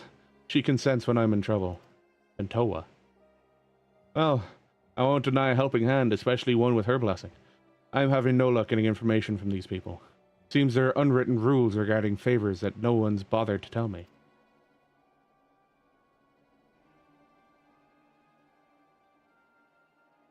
I know the thief traveled here, but that's where the trail runs cold. I thought it'd only be a matter of time until they use the cradle to commit some misdeed or another, but it seems nothing is amiss within or without Ishgard's walls. I have only a description to go on, although it's availed me nothing so far. A woman of a race known in this land as Elizan. She has the striking red hair and eyes the color of rust. A scar dominates her forehead, and a mole rests upon her lips. She came to my village posing as a scholar with an interest in the cradle. Although she gave us a name, I know now it was a lie, just like everything else that spewed from her mouth. The bounty of meat, vegetables, and fruits she offered was worth its weight in gold to us, and after the cold snap we suffered last year, we couldn't afford to turn her away. But, looking back, I realize now how brazen her description was. Although she wore the robes of a scholar, she moved with the poise of a predator. I marked her as a fearsome warrior the moment I laid eyes upon her. Of course, she wouldn't have been able to travel so far north on her own if she was unseasoned. So I thought nothing of it at the time. It was my first misstep of many.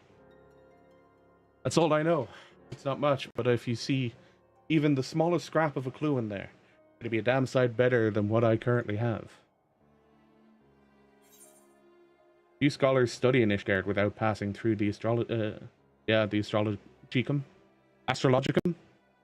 If she feels even an ounce of guilt, she would speak with Sir Raymond's cathedral.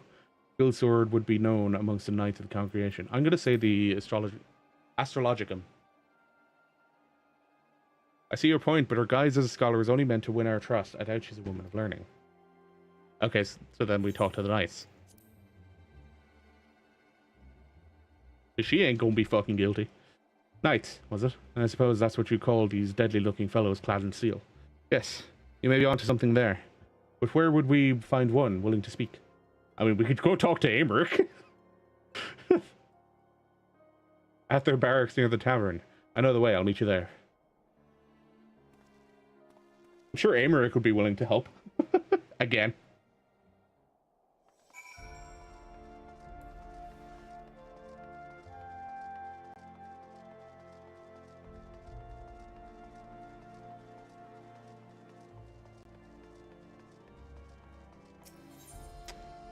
Back. Chat with the guards. Ermelbert. Ermelbert?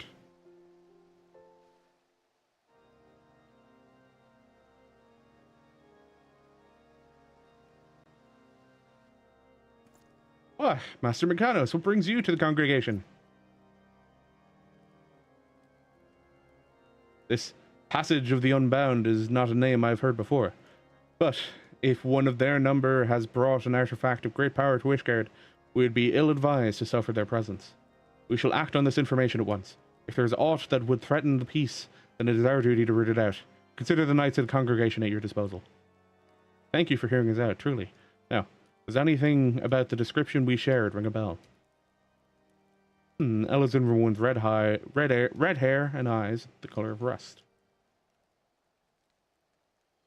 Wait, you said she bore a scar across her forehead and a mole. No, could not be.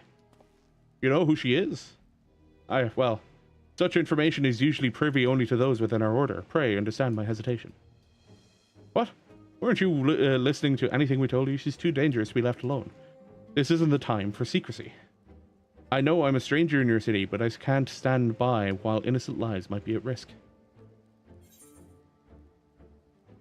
If you can't trust Tentoa, then trust me.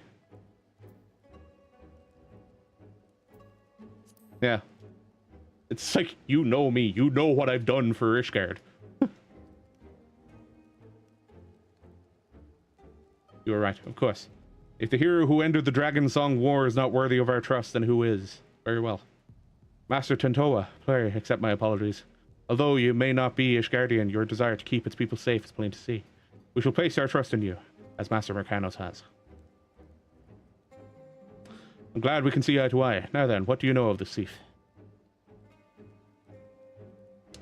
Your description called back some old memories. Memories of a knight called Leofine.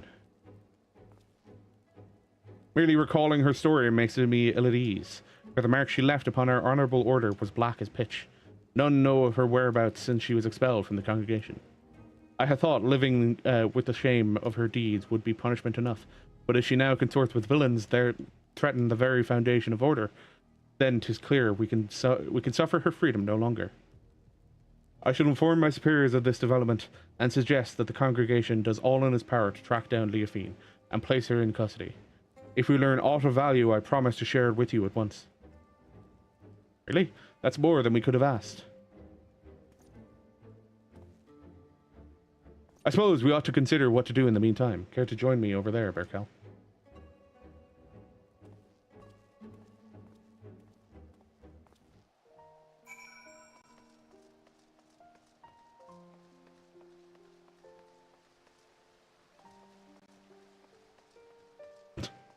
Just a bunch of tanks standing around in the corner. So, we have a name. Leofine. A former knight of Ishgard. That means she knows how to hide herself in the city well. Grasping about at straws won't get us anywhere. My own unfamiliarity does little to help our chances. We may have no choice but to wait until the knights discover a lead. Nevertheless, I intend to spend every waking moment learning more about the city and its workings. As for you, I only ask that you are ready to move at a moment's notice. Until then, be well. 92. There you are, Berkel. I've been walking Ishgard streets whenever I've been able, and I've been taken to searching for any sleeping people. You see, the land I'm from isn't much warmer than this, and people know not to tempt fate by dozing off in the open air. Even those blind with drink manage to find their way home somehow. I figure the only force powerful enough to overcome that instinct for self-preservation would be the cradle, so if we find a sleeper exposed in the elements, we may very well discover Leofine nearby. I can't imagine she brought it all this way just to remain idle. It's a tedious prospect, but we need to scour every back alley and shadowed walkway before anyone catches something much worse than a cold.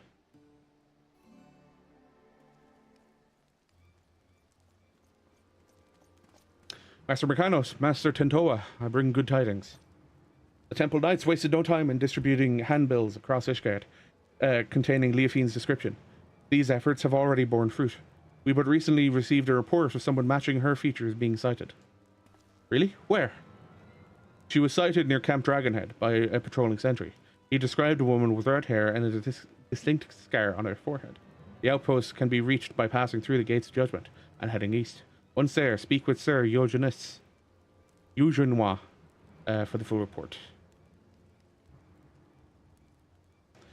I knew she'd show herself. Let's hurry, Burkel.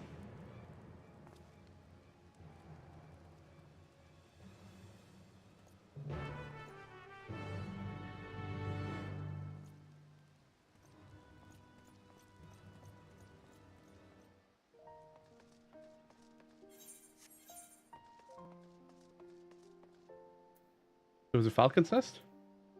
Camp Dragonhead? Oh, the other side. I wasn't fully paying attention to which area they mentioned.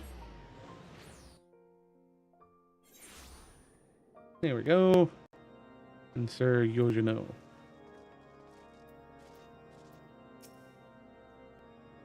Ah, I was informed you were on your way. This is concerning the report of one of our sentries, yes? He cited a woman matching the description in the handbill sent by the congregation. She was heading south along the footpath, but that is all we know. Yes, this is Eugeno. Eugenois. What? Hold fast, I shall send aid at once. A shipment of supplies was waylaid by monstrous beasts. A contingent of Temple Knights should have been protecting it, but something is amiss. They need our help. We would be in your debt. The shipment was attacked on the road west of the observatorium. I shall muster more knights. Please go and find my men before any lives are lost.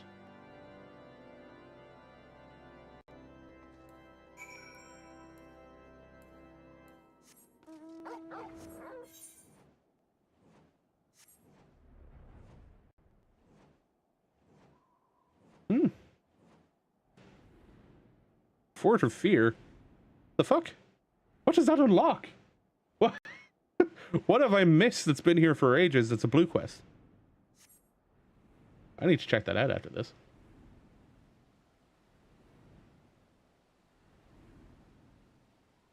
Am I missing a fucking dungeon? Shouldn't be.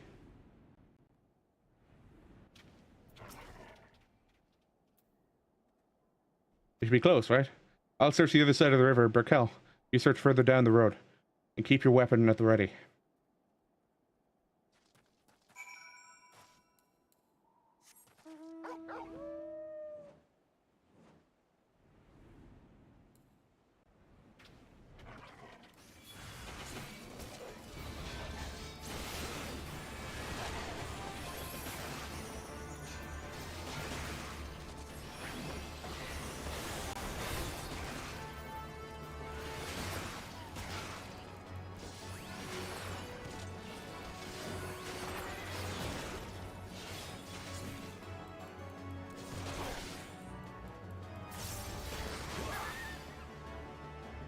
It was a horse for a tomb, Ned.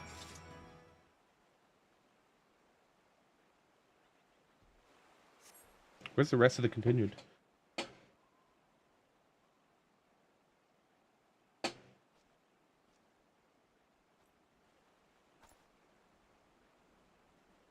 saved us. We were almost. Ah. Hungry beasties. Not bad, Tintoa.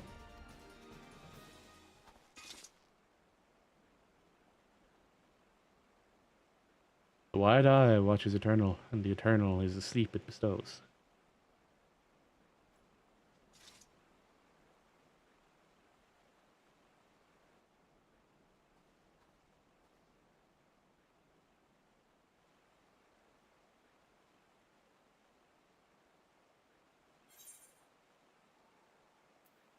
We're too late.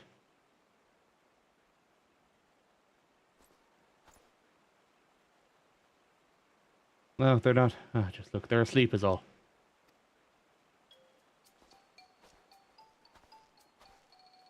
Good. Good. Our trusty chocobos suddenly became unsure on their feet, and the wagon toppled onto the side of the road. There was nothing for it but to fix the damage on the spot. Temple Knights went to secure the area, but before I knew it, each and every one of them had fallen asleep where they were standing. Then the beast attacked. It was just me before their snarling fangs.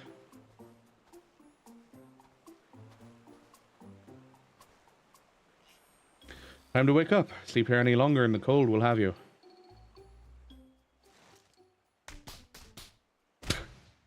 Give him a good smack. That'll wake him up.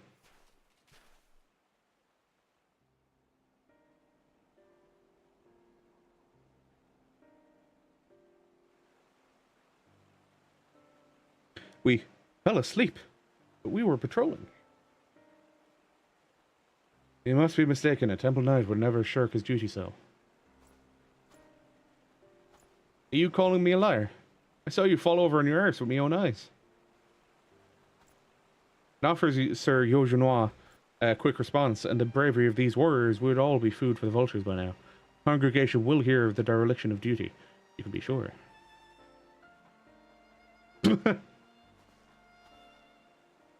Now hold on just a moment. They aren't the ones to blame. The sacred relic of my people was stolen, and now isn't the time. Sorry, forget I said anything. Whatever dizziness overtook the chocobos seems to have passed, so I'll resume my journey once the carriage is repaired. Assuming my guards are quite refreshed, I believe we can make it on our own. Please, return to Camp Dragonhead and warm yourselves.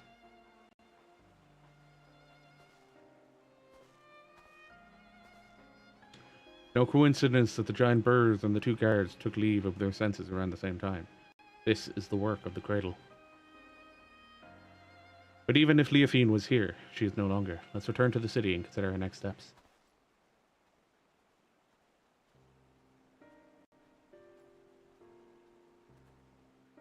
We'll never let another knight of House Fortome fall in battle. We need to go back to Dragonhead, wouldn't we? Wait. Oh, go back to Ishgard. Oh.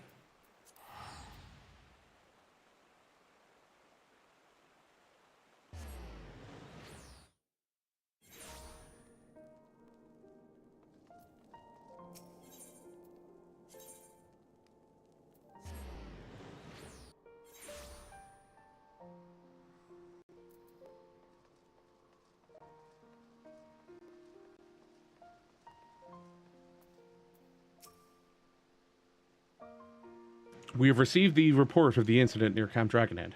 Two of our own sleeping on Jersey by the Fury. Had you reached them even a moment later, this day would have been much darker. Although it pains me to say it, those two shall be punished as befalls the magnitude of their negligence. If I may, I don't believe the blame rests entirely on their shoulders. The cradle of the sleepless was used against them, I'm certain. Ah, yes. You said it possessed the power to lull others into a deep sleep. I admit that would explain these exceptional circumstances. Regardless, they were still bested by their enemy, and their charge was almost killed as a result. Punishment is the only recourse. I see. A harsh stance, maybe, but I can respect that you don't treat your duty lightly.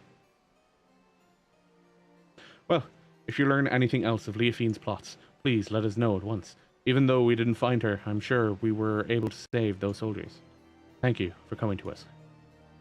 Nay, it is the Temple Knights who owe you thanks. We shall continue our search, and rest assured you shall be the first to know of any new developments.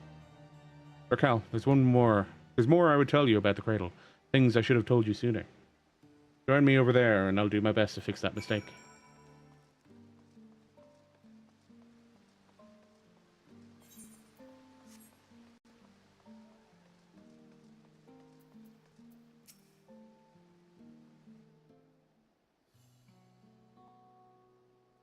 Now you've seen with your own eyes what I've only been able to describe.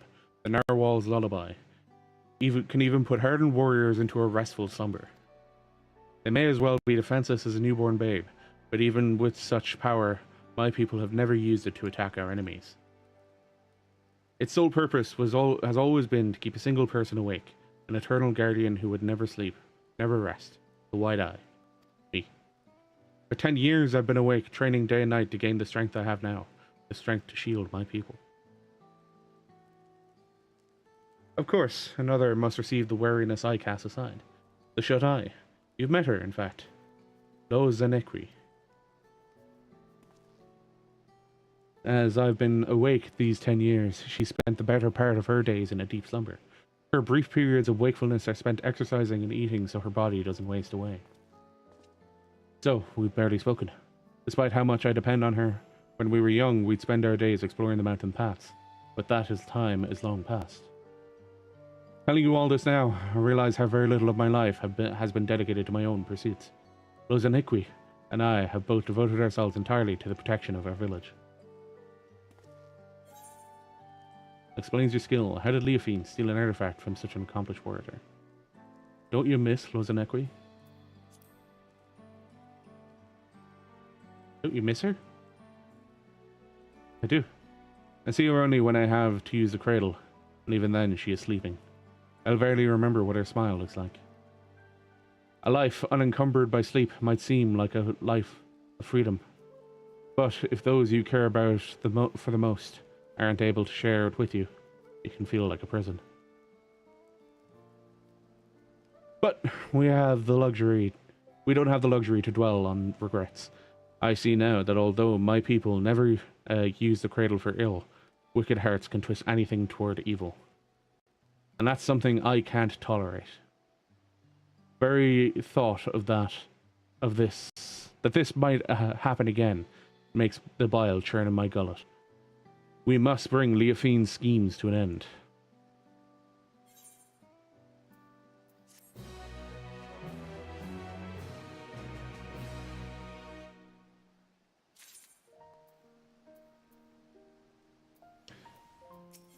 I can start this, but I'll have to finish it on Gunbreaker. So just might as well switch to Gunbreaker already. And Toa has a worried expression on his face. Ah, just the person I wanted to see. I'd like to ask your advice in a certain matter, if you don't mind. It's been a while since my last letter to Lozaniqui. I wanted to wait until I discovered something worth sharing to write her. But we're still completely in the dark. I don't want her to worry, but I don't want that to tell her either. I don't know what to tell her. Tell her you've been in good spirits. That will suffice.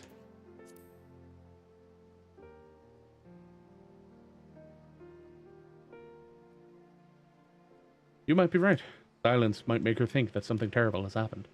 Alright, I'll start right away. I may not have much time left. Oh, don't misunderstand. It's nothing so grave as that. It's just the last time I used the cradle was just before it was stolen. Luckily, I'm still as alert as I've ever been, but it won't be long until I must dream like any other. That will give Leofine free rein while I'm helpless in bed. There's no quarry more dangerous than one who doesn't sleep. We have to see this through before that happens. It's an interesting idea for an artifact that keeps you awake by putting another to sleep. Master Mercano, Master Tentoa, we've received reports that several groups of Temple Knights have fallen afoul of what can only be your stolen artifact. Several, let me guess, they were all guarding someone else. You'd be correct.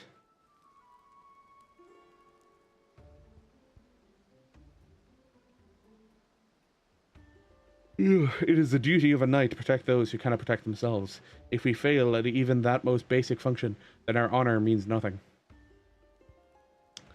As if the incident near Ham Dragonhead was not shameful enough, the knights in these most recent attacks were left in quite compromising positions.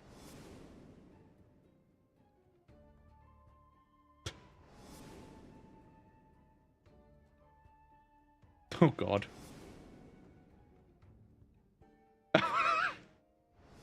Okay, so she's a prankster as well now, apparently.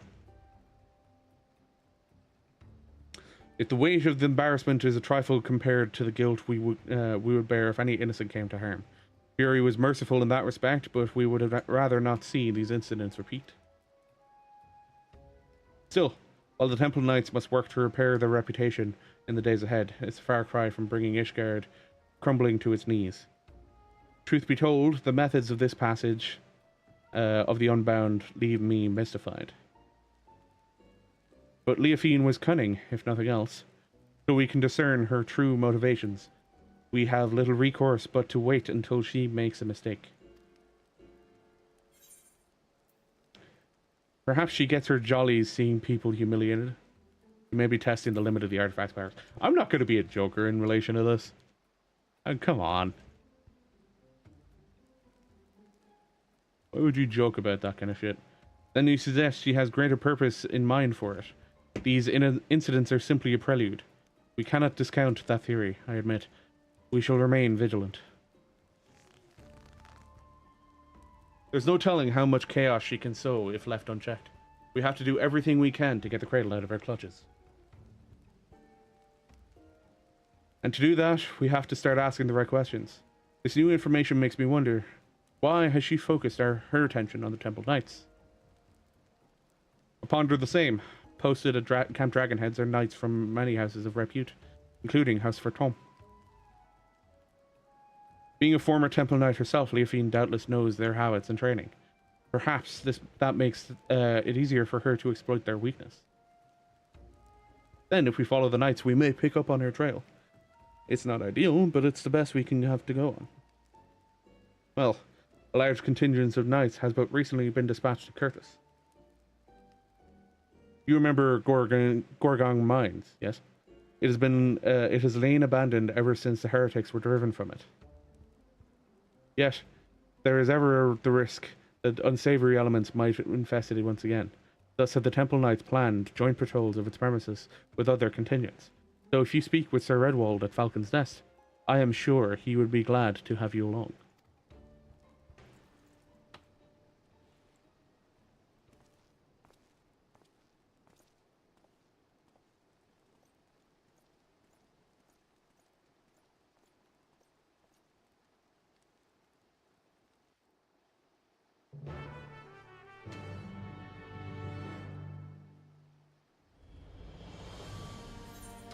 So, to Falcon's Nest, then.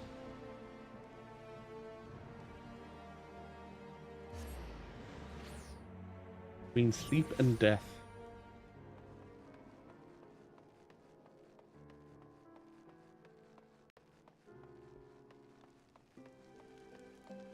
Sir Redwald.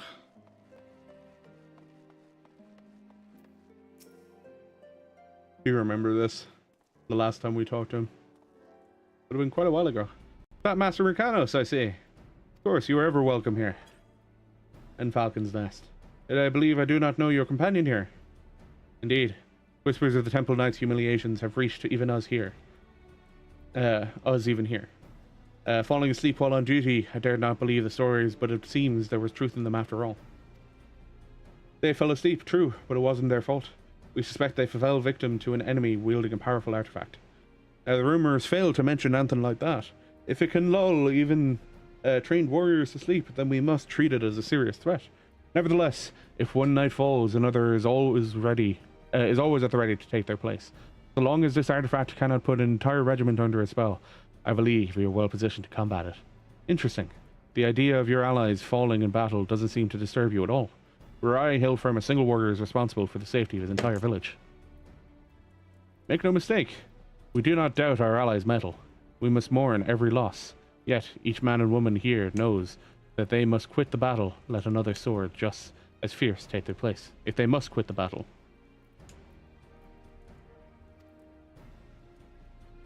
I know that an ally is at your back. It will allow you to fight with abandon. I mean, you still don't want to fight straight out. Because that could run into issues.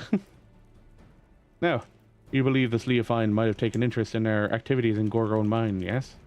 Well, a party has left accompanied by a group of Temple Knights.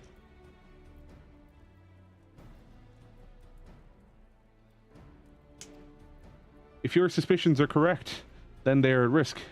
I would ask that you follow their tracks and ensure they have not fallen victim to foul play.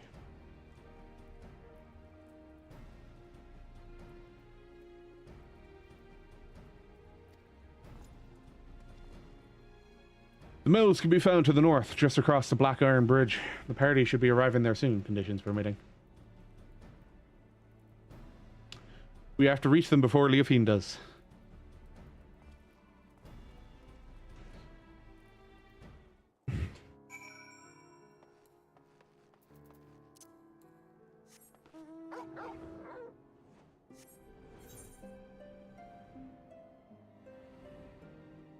Damn, I forgot how far north that is. A lot of traveling to be doing.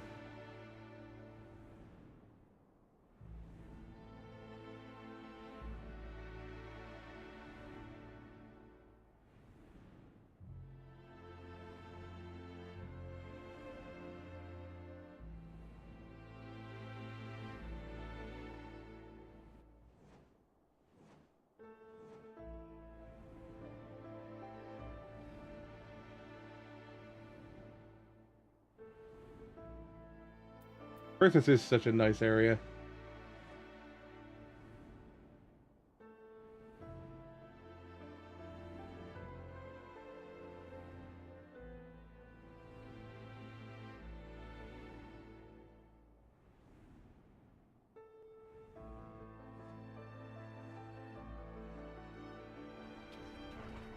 And of course they're already asleep.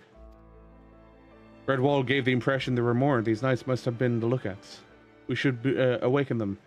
But keep your eyes peeled for Leafine. I'll rouse these ones, Berkel. You search that building yonder.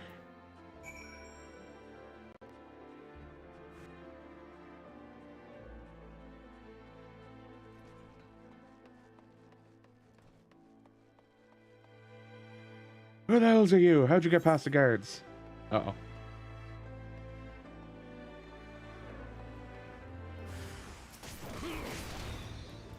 Unbound, huh? This other guy's gonna turn around and see level 94.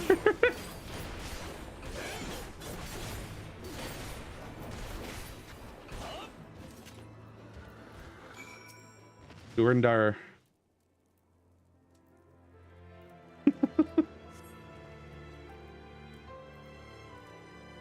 It's you. I think the fury arrived when you did. Those thugs struck when our backs were turned. I assumed the Temple Knights were protecting the entrance, so I wasn't as cautious as I should have been. Were they killed? Sleeping. I've heard the stories, of course, but I didn't think they were true. Whomever is behind this, I'm sure they didn't count on you showing up. For now, we shall tend to our wounds and then finish our inspection here. Master Americanus asked that you join the knights outside and wait until we're finished.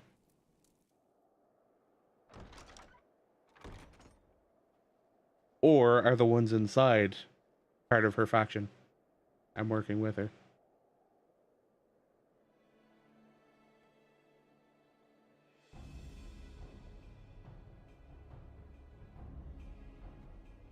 Oh.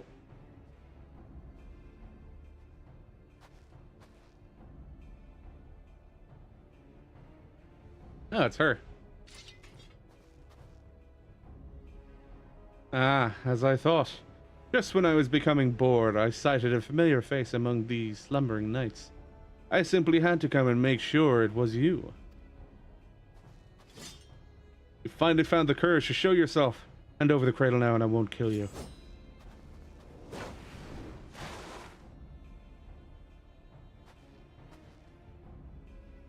What did you call it again? What did they call you again? The wide eye? You must have had quite the journey to come this far.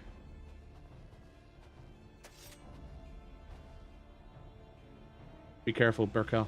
This is our quarry, the thief who stole the cradle. This is Leafine.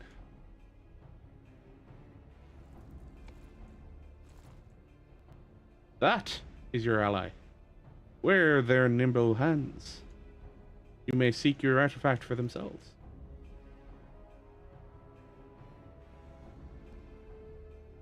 It matters not, I suppose. Before you both throw your lives away, I suggest you think for a moment. Is the cause you fight for worth the sacrifice? So few of us know true freedom.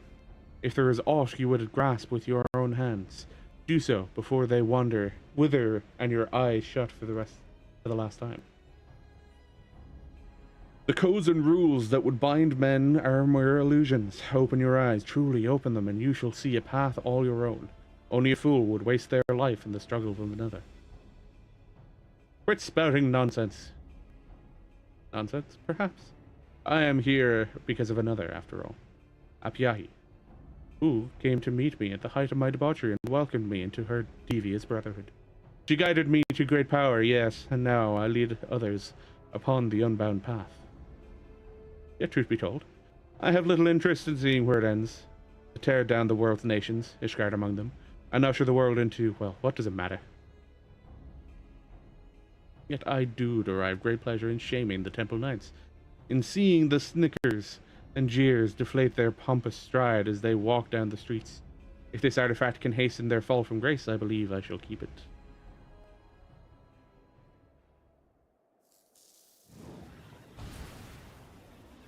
Even he gets an aura. I know the path I walk, the one that leads to your downfall. And I won't abandon it. I'll take the cradle back. And then I'll...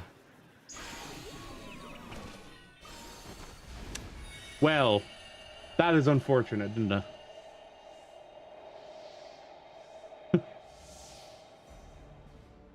Oh dear, you seem to have lost your train of thought. I know you cannot hear me, but if you want your artifact back, I might suggest stealing it from me while I'm asleep. But considering the burden I have just passed to you, that opportunity may not come for some time yet.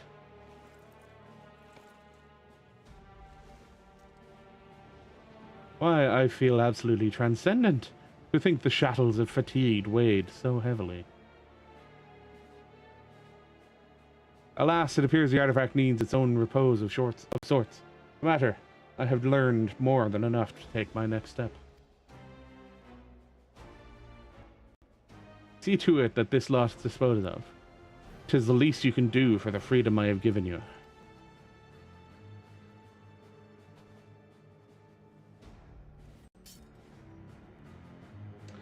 Alright, time to beat up some more idiots.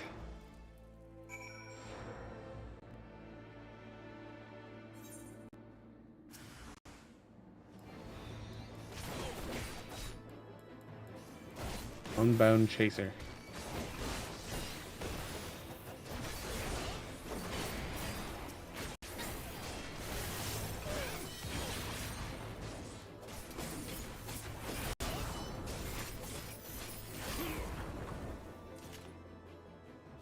Nightmare Fuel level 100 dungeon.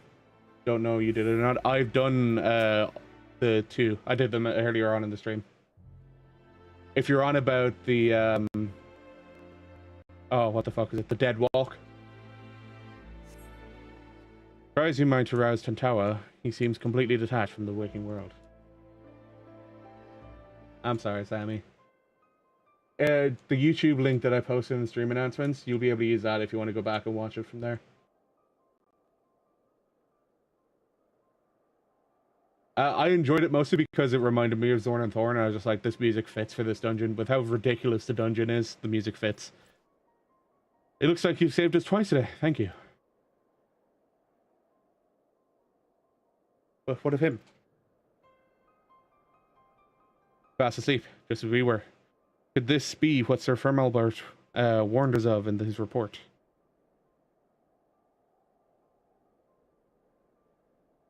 I see. Then those stories are more than just wicked rumors. I suppose there is some small comfort in the fact that our enemy tripped their hand without causing loss of life. While the drowsiness made my eyes heavy, my ears could not mistake Leofine's arrogant voice. She would not scruple to attack former comrades in arms, and she's fallen further than I had dared imagine. Yet we bear the blame for allowing her to get the upper hand, and in so doing put innocent lives in danger. Another black mark on our order. It was only thanks to you and your companions' efforts that the snow was not stained red this day. At the very least, allow us to carry him to the congregation.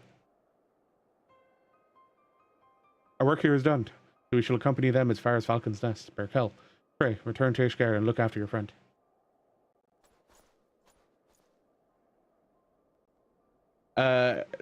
Yeah, Dead Walk is a chaotic mess of a dungeon.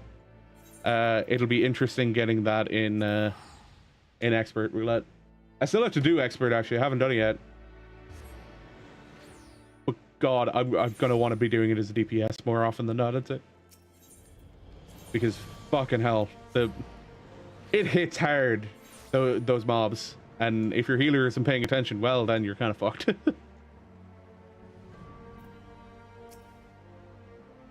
Full glad am I to see you well, Master Mercanos. I understand you come fresh from an encounter with none other than Leofine. Master Tendoa now rests on the second floor. We shall stand vigil by his side every moment until he opens his eyes again. We should not have to long to wait, but if you wish to check on him, please do so at your leisure. There's another matter to discuss just before your departure, Gorgain Mills. It seems there was another incident. A group of criminals were released from the cells. Their guards found in a deep sleep. Doubtless Leofine was behind this, and doubtless the ruffians you clashed with were the self-same criminals. Leofine is gathering those who bear a grudge against the Temple Knights to hear her side and using this animosity to her advantage. We now know for certain that Leofine is the mastermind behind these attacks, and that her aim is to chip away at the very foundation of the Temple Knights, our honor. When I shared these revelations with my superiors, it was decided that none would speak publicly of the artifact and its powers. Passage of the Unbound seeks to overthrow the nations of the world. One obvious method to achieve this goal would be to stoke the flames of unrest among the common folk, thus sinking Ishgard into a mire of chaos and distrust, not unlike the blasphemies of the final days. So long as these failures are placed squarely on the shoulders of the Temple Knights, we can avoid fomenting a more abiding mistrust in the nation's very core. For Ishgard's peace, I would gladly suffer any disgrace. The question remains as to whether we can apprehend Leofine before she tears our reputation to tatters. While Master Tentoa slumbers, falls to us to search for clues that might point towards her whereabouts.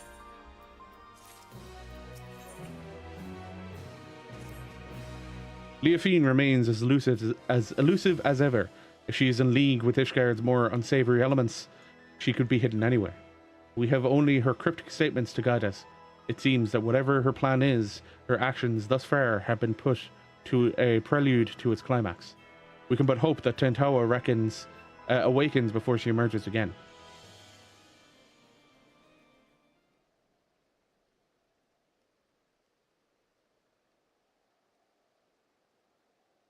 Raquel, there you are.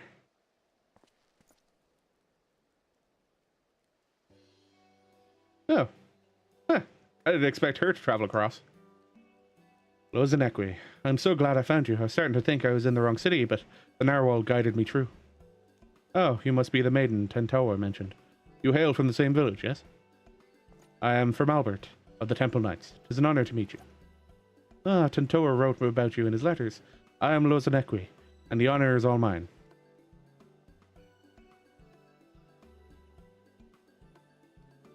Is Tentoa with you? I haven't received a letter from him for some time, so I came to check on him myself.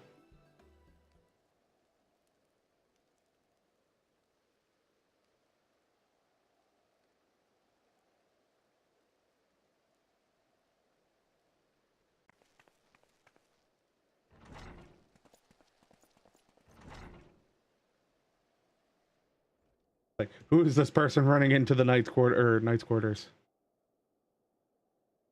Insufferable fool, what have I always told you about rushing ahead without thinking? Now you even have the gall to be sleeping when I arrive. You promised you'd write to me. What was I supposed to do when the letters stopped coming? So worried.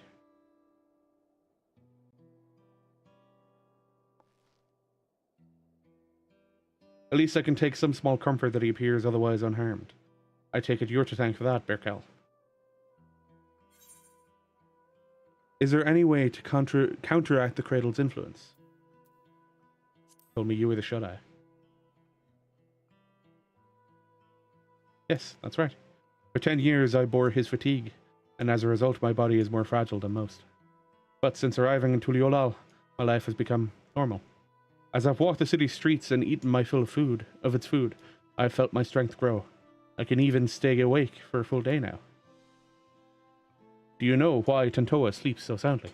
The reports of other incidents indicated that those affected awake in a matter of moments, yet Tentoa shows no signs of stirring. Well, that, I'm sorry, I can't say for certain.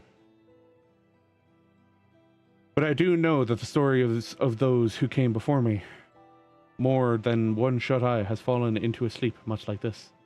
One so absolute that they become deaf to the outside world. With no means to sustain their bodies, they would waste away if left alone. So, our people found a mixture of herbs and other materials that help usher the shut-eye back to the waking world. What could possibly be strong enough to bring someone back from this?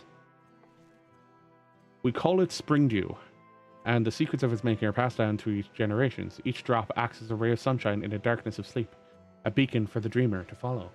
I carry some of the ingredients on my person, but others must be gathered fresh. It won't be an easy task, but I'm certain it will save Tentoa.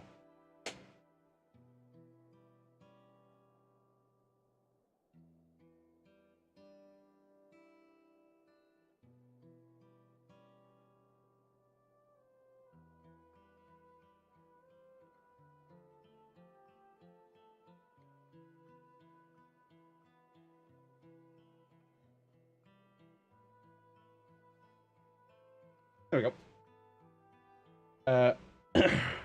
Eternal save Tentoa.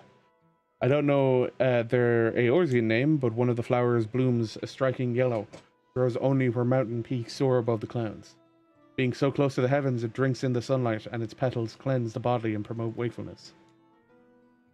In the turning mist blooms a yellow flower called the dandelion. In no other place in Eorzea can one be closer to touching the sun. Good. Next, we'll need the saliva of a beast we call morbles, and the thicker it is, the better. Pungent odor could wake the dead. Ah, I know them well. Morbles are not an uncommon sight in the Dravanian hinterlands. A mature specimen should possess saliva with the desired effect. Prospect of gathering it, however, is an enviable task.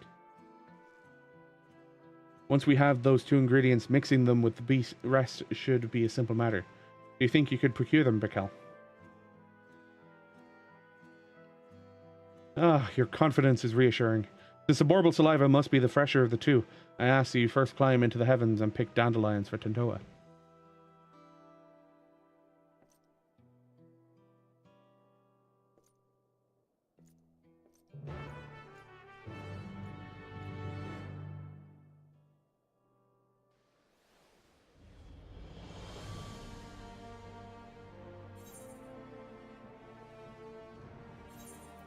So, to Churning Mists.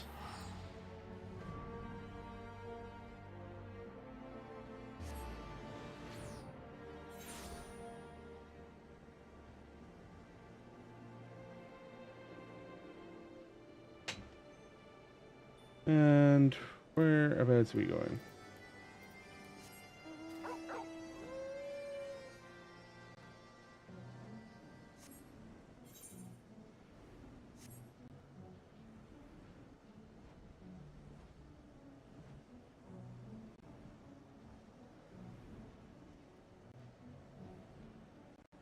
Ooh.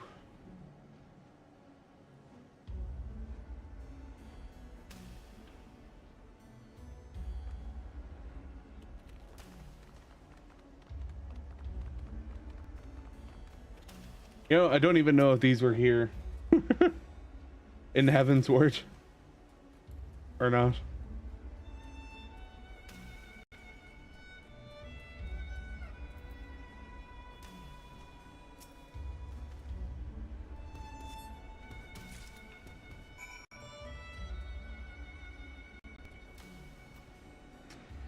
Now we need to...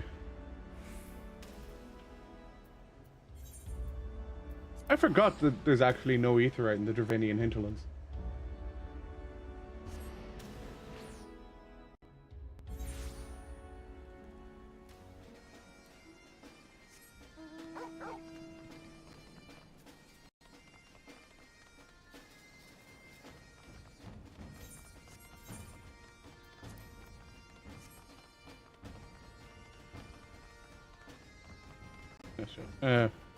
It doesn't matter which side I go out, I'll still be able to fly around to get to the spot.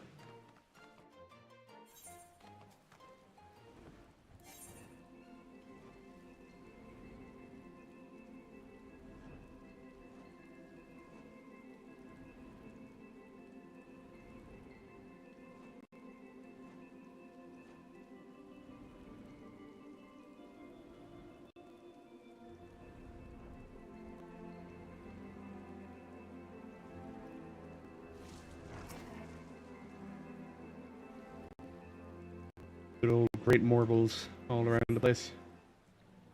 Great putrid morble.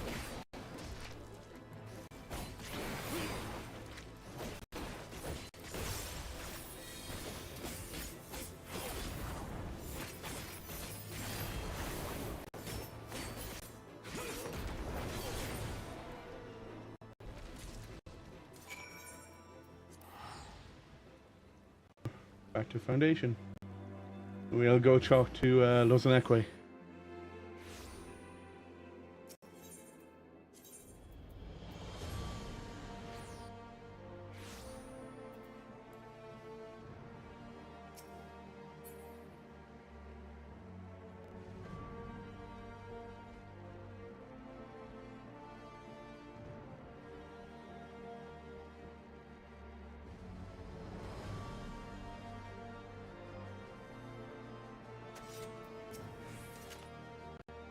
Where do you start mixing the ingredients at once? That is, of course, assuming you brought them with you.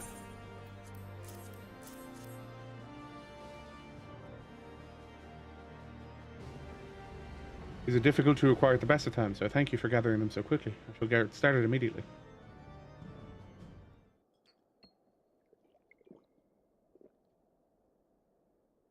Done all we can. Now we can. Now we'll wait for Tintoa to open his eyes.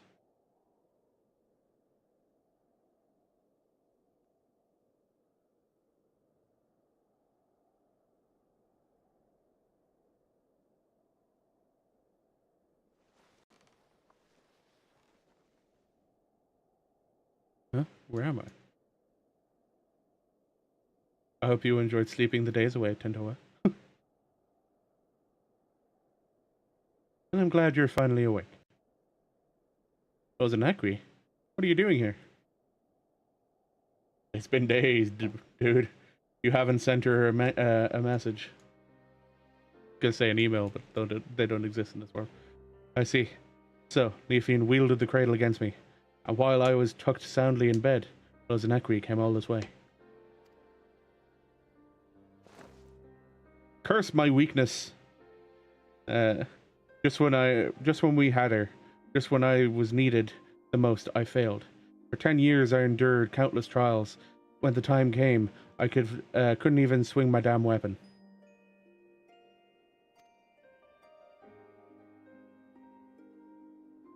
It's not your fault, Tintoa. If anyone's to blame for what happened, it's me.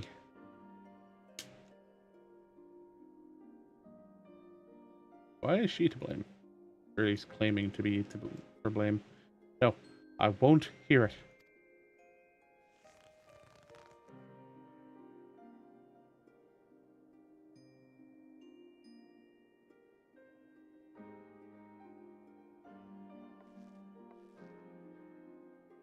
As you may know, Leafine won our trust by posing as a scholar. Traveling the width and breadth of Tyrell, she expressed great interest in the cradle and our customs. So I was excited to meet with an outsider, that I answered her every question. I told her that the Wide-Eye keeps the cradle within them at all times, or with them at all times, and then she hatched her plan. She took me hostage to draw out Tintoa. While Ozanakri was sleeping, Leafine snuck into her chamber and held a blade to her throat. I had no choice but to give her what she wanted, the cradle of the sleepless. I put Ozanakri's life before the future of our people. It was at that moment I became unfit to be their guardian.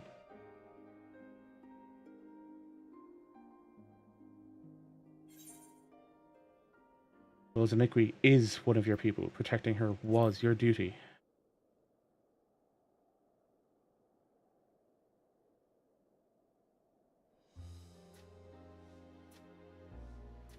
Thank you, Burkel. You know just what to say. That was the only way to see a future when none of my people came to harm, especially Ozanakri. Even without the cradle, you're still our guardian, my guardian. We'll find a way through this together. Seeing you in such high spirits lifts my own.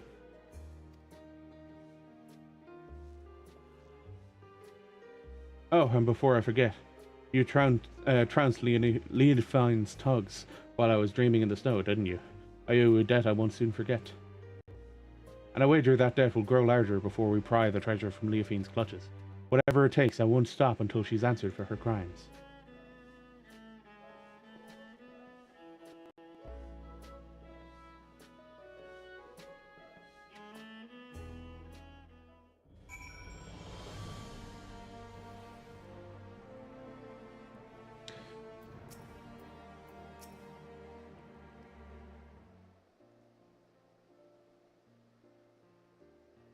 You know, while I was sleeping, I dreamed.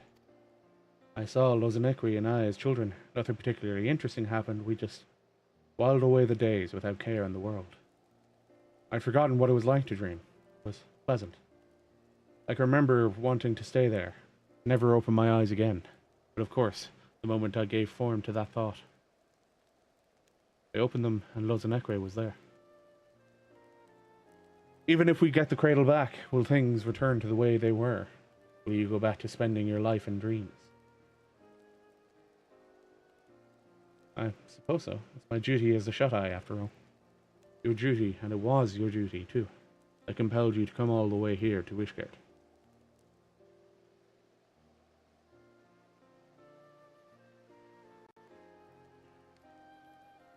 But no more.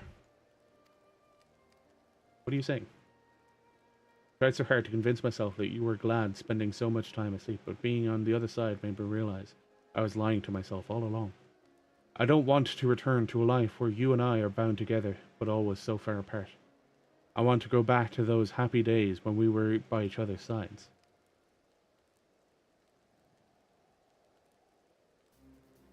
That's what I'm saying is, if there's a different path for us, I want to find it, and I want to walk it with you.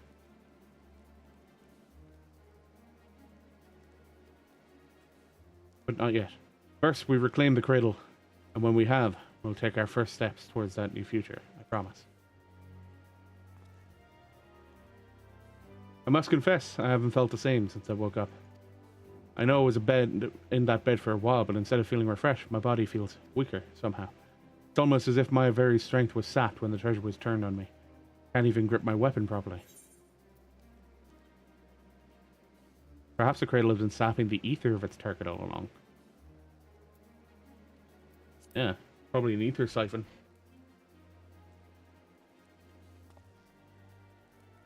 Then does that mean the cradle has powers we don't know about? Not exactly. It must mean that the cradle works differently than we thought. Its wielder might not pass on their fatigue, rather they absorb another's vigor. The end effect would be the same. Cradle's wielder can go on without sleep, and its victim loses the strength to even keep their eyes open.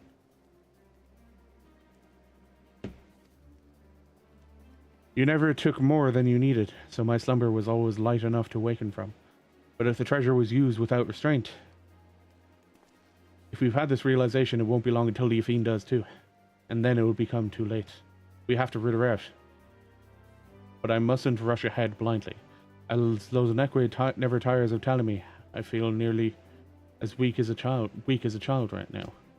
I must spend that precious time we have training to regain what strength the Yafine has stolen from me. You may have my word, I won't rest until I'm in top form again. I suggest that you do the same, if for no reason other than to give me some stiff competition.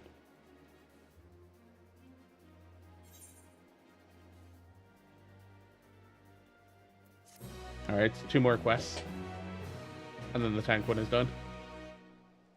I might as well finish off the Viper quest line. Since I'm doing quests right now. Tentoa appears healthier, but there's still a hint of weariness in his expression.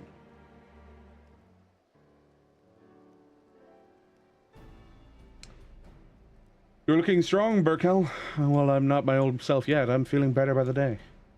Still, there's much work to be done. I need to be even better than I was before if we're to have any hope of catching Leafine. I wonder what she's plotting with the rest of her cohorts. We know they aim to topple nations around the world. This is an odd way to go about it, don't you think? Why haven't her misdeeds in Ishgard extended any further than the Temple Knights? We pondered that same question. Our best guess was that as a former Temple Knight herself, she chose them because she knows how to exploit their weaknesses. Didn't she tell us? She told us she's doing it because she hates them. Using her knowledge as a weapon, and we need to equip ourselves likewise. If we can learn more about her, we might be able to anticipate her next move.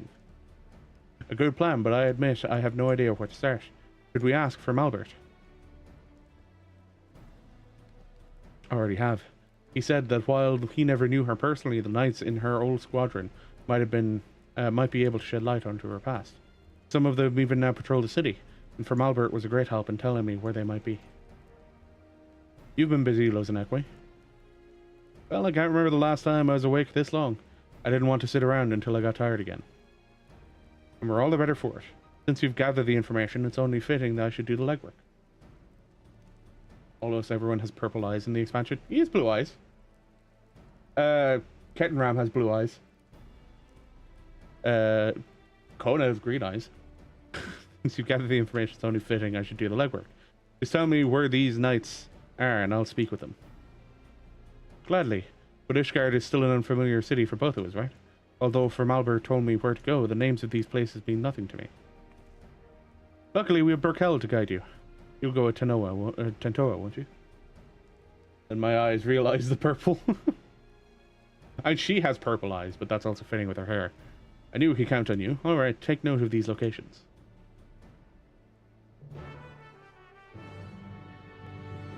Many have more than before the expansion. Fair. Being forced to work with someone like Leofine isn't a fate I would envy. I'm curious to hear what these knights have to say about it. Hopefully they provide insight that'll help guide us forward. Time is of the essence, Berkel. Let's get moving. The tow is accompanying. Yep, yada yada. So where are we going? Need to go over into the congregation.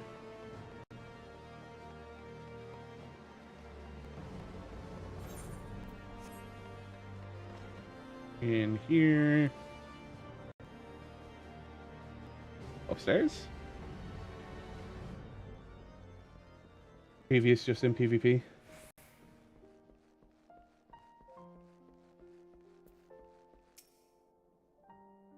This is a rare privilege. What business could the savior of Ishgard have with a humble knight?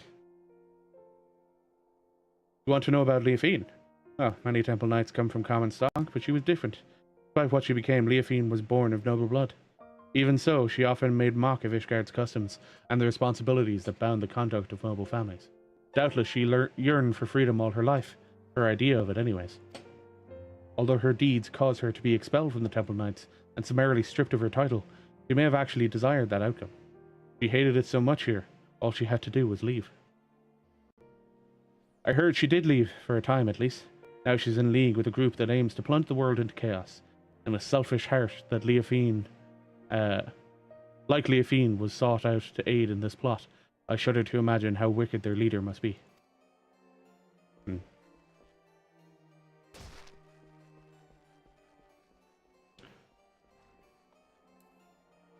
Now over towards the Aetheryte. I didn't pay much attention to the eyes.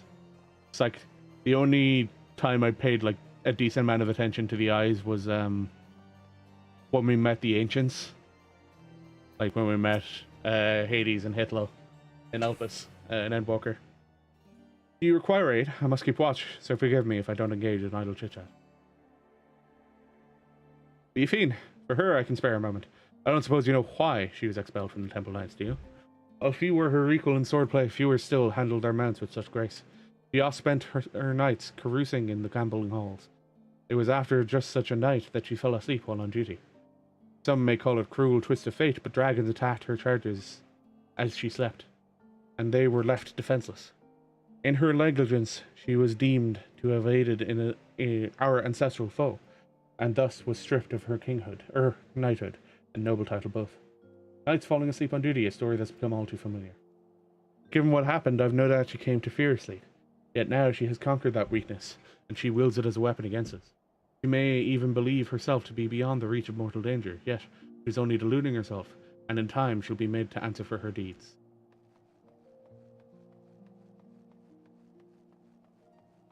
Does your Rain have purple eyes, Sammy? Rain? I've never heard it pronounced, actually, now I think about it. Your Zayla. No, Zayla's... Your Aura, rather. Just a statue of Saint Renette.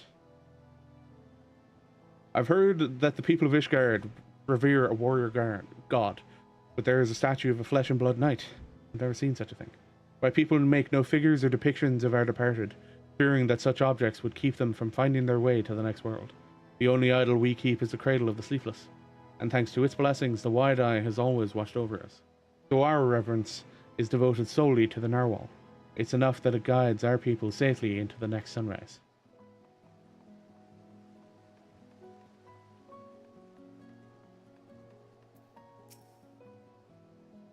All is quiet. Even so, I must remain vigilant.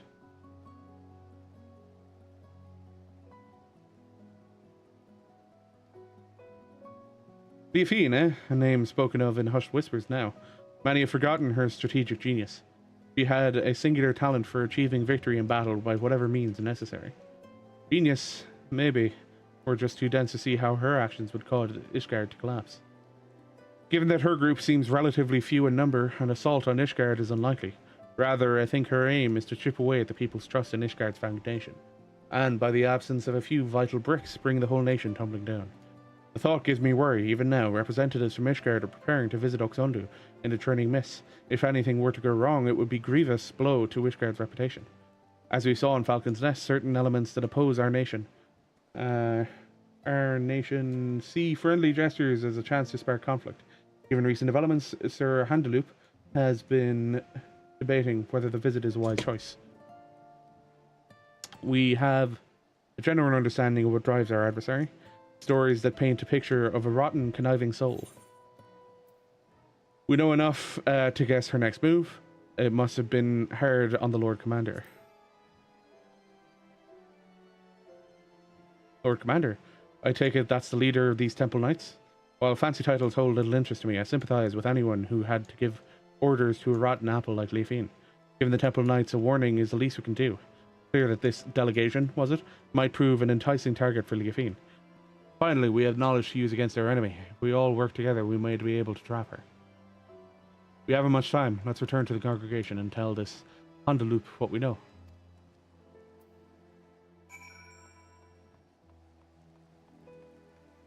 Oh god, I remember doing leaves here. So long ago, though.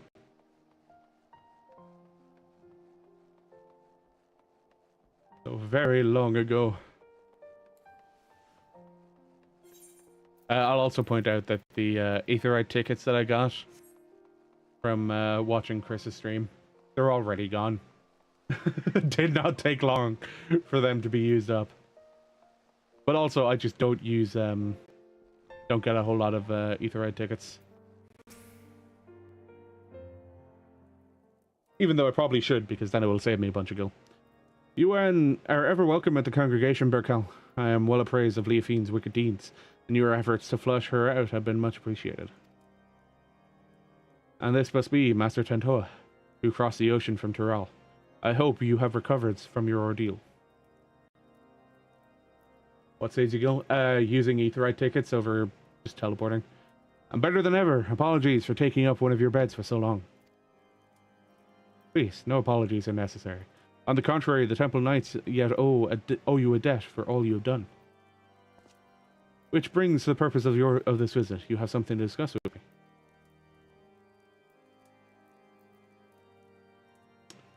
I see you and I had the same debts.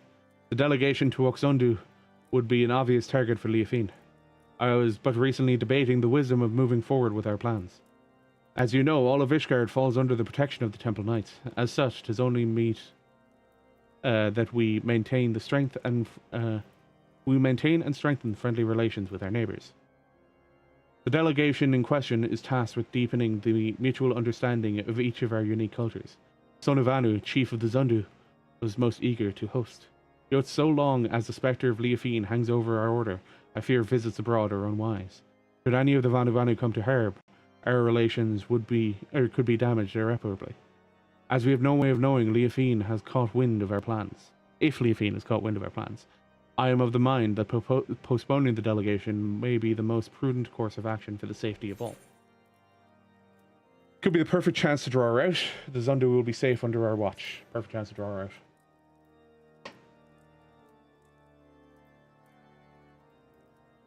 That's right. Berkel and I won't let anyone come to harm. As long as you warn the Vanu in advance, they shouldn't hold the actions of a rogue against you. If they're truly your allies, they'll see the wisdom in your judgment. Please, lead the delegation as planned. It'll be our best chance to capture Leafine.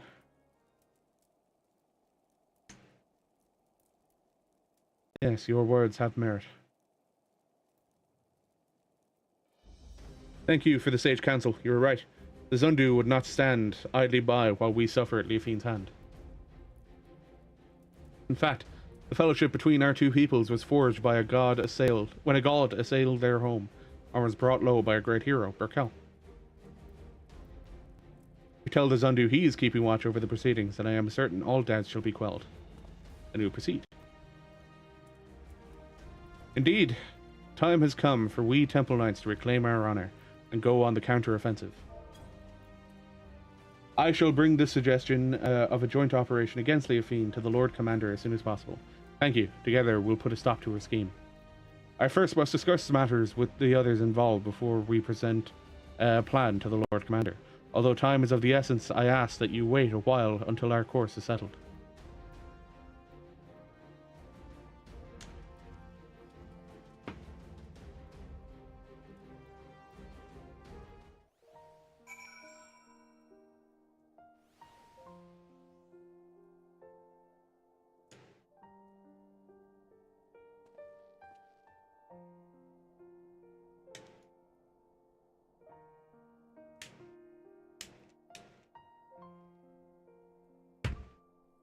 Alright.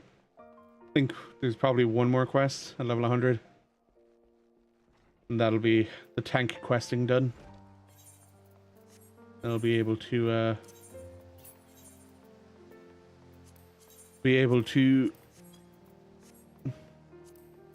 dye my tank gear. I realize now that I agreed to defend people I know next to nothing about. Tell me more of the Zundu we'll be visiting. They're like the Hanu Hanu, with even more of a penchant for metaphor. Really? Two groups of such people so far apart. The world really is full of surprises. Even a single city is enough for a lifetime. Every day I hear something that gives me food for thought.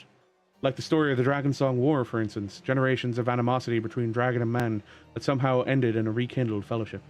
I imagined a whole world like that. A world where there'd be no need for protectors.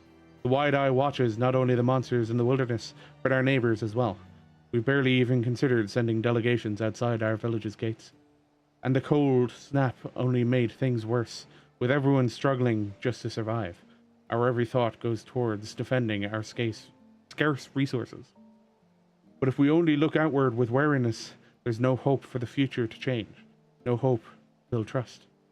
If only there was a way to bridge the distance between us and greet tomorrow hand in hand. But maybe that's just a silly dream. Maybe. Either way, it's a beautiful thought.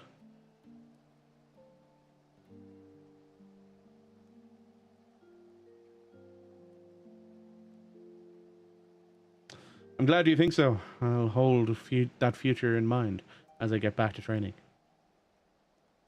As for you, Burkal, get some rest. If you fall asleep when I need you most, I'll wake you up with a knock to the head.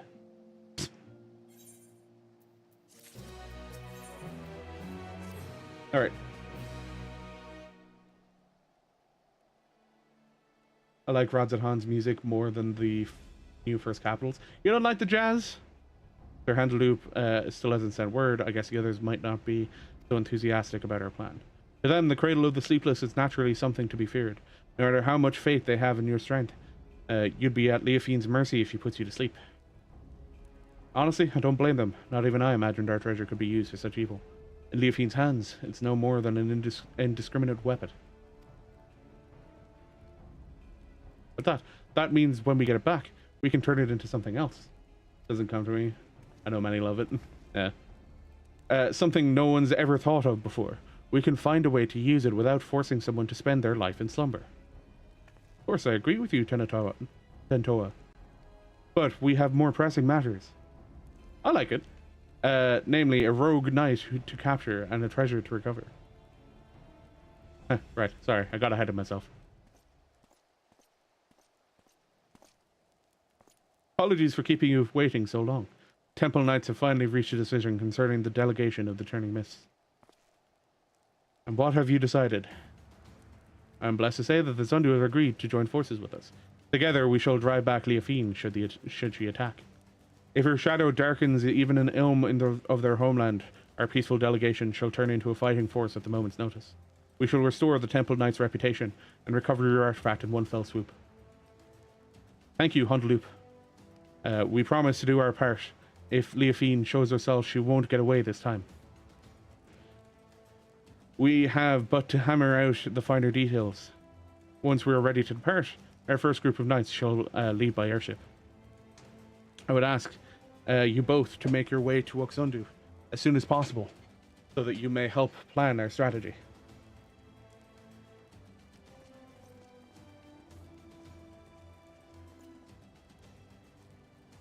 I'm coming too. I can heal your wounds, and if it comes to it, I can, my staff can bruise as well as a club. I'll gladly have you with us. I'm done taking on the world alone.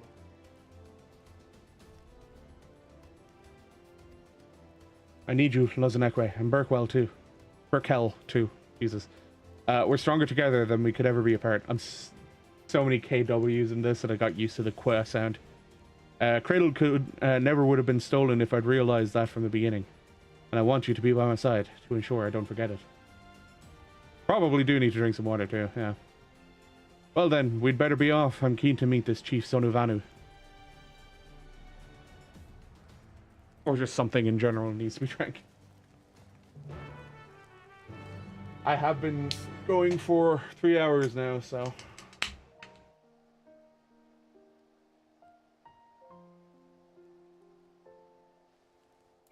Alright. So, Oxandu. Being so used to Wakanu from the new area. Oxandu. Oxandu. Not Sandu, Zundu. Let's go talk to the chief. Rather friendly reminder to drink. Their graceful dancing belies their bulk. Can they fly too? We're on a floating island. What other fantastic locales can be found in Eorzea?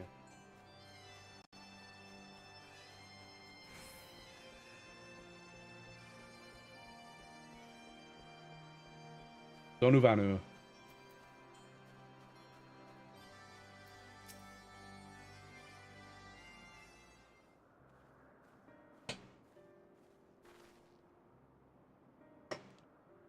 Honored Netherling, your return to Oxundu is as welcome as the arrival of spring. Sonu knows why you come. Wicked hearts seek to bring chaos to our home. And so the Zundu shall rise to its defense, if needed. As the sun's rays chase away the shadows of night, Sundrop Dance shall keep the tendrils of sleep at bay. Chief Sonuvanu, it's an honor to meet you. I'm Tentoa, and if this Sundrop Dance is as invigorating as you say, I'd love to see it for myself. The Zundu shall dance before Ishgard's warriors upon their arrival. Brave Tentoa is welcome to join the proceedings. That was your original intent, right? I see. If we're to draw Leofine out, it would only make sense to pretend like nothing is amiss. Zundu warriors unify their strength through the Sundrop Dance. And the sight is so fearsome that many choose to flee rather than fight. Netherling warriors may learn much from such an approach. Breaking the enemy's spirit avoids needless bloodshed. Yet all dancers must hone their skills before wild animals first, that the Sundrop Dance does not fail them at the most crucial moment. It is for that reason our dancers await at the outskirts of Oxundu for the Netherling's arrival. When the performance begins, it shall draw the attention of all like a rolling cloud coming over the horizon. Watch carefully for any who would take advantage of that moment. After the dance is finished, Netherlings will present the Zundu with... Chisodu! Netherling ship appears! Like sudden sunshower hurtling towards the earth. Swiftly it descends, crashing down near Zundu dancers. Ship's markings are its guardian. Zundu iron hut, but wounded Netherlings pour from the vessel.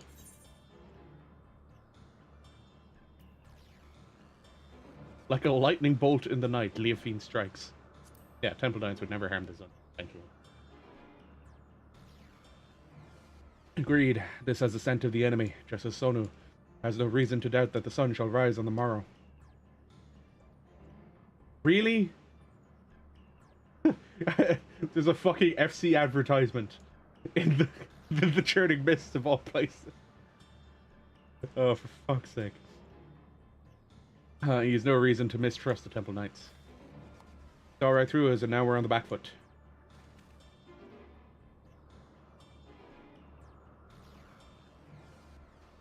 Great winds can alter even a raging river's course.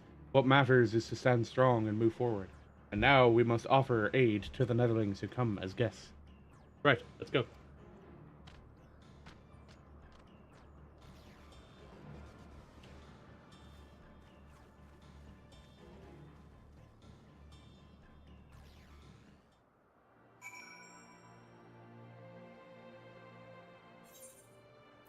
Hey, there it is. Also.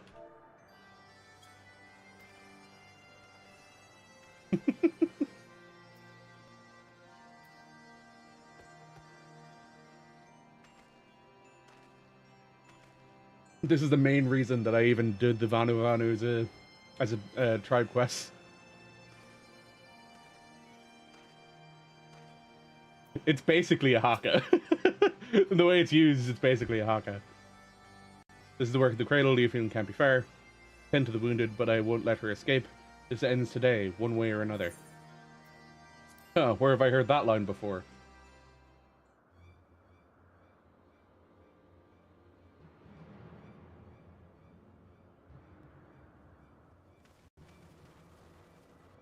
I do enjoy the weather change.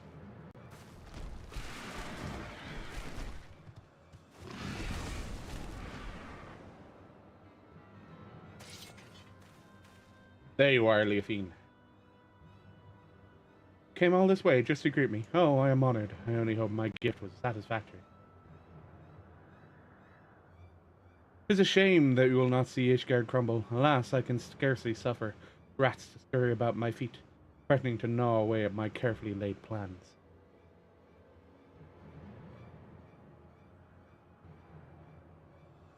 At least you bear witness to the dying breath of the Temple Knights. Flagging honor. We would sooner see that wrecked airship soar again than their reputation return to its former glory. Yet even I did not foresee that the Zundu would be in the ship's path. The Fury favors me. For now, who would trust a nation so careless as to put their neighbors at risk? Everyone knows you're behind this. People won't turn on each other so easily. Oh, I didn't see you there. The shut-eye, wide awake.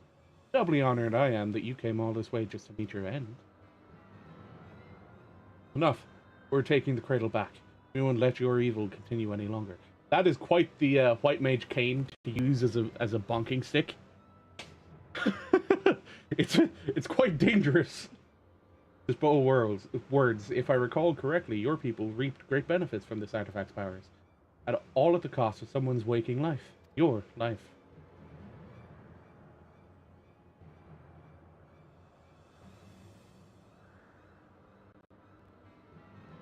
Pray, do not misunderstand me. That was not meant to be a denouncement of your people. On the contrary, they have my utmost respect. We are bound by our very nature. No matter how mighty we become, we are slaves to the whims. Yet this artifact can sunder those shackles and grant true freedom. It makes its wielder stronger and their enemies weak. Perfect weapon, if you ask me. Can't say whether using the cradle is right or wrong. I only know that a life lived at the cost of another is no life at all. You're right about one thing. We are bound by nature, but that doesn't shackle us. It brings us together. Of whether I'm asleep or awake, as long as Lozenekwe is by my side, that's the life I want.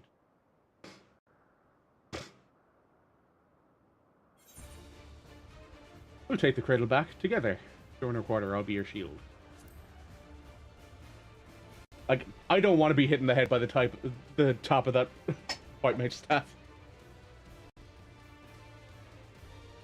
He's exhausted the cradle's power on the Temple Knights. This is our chance.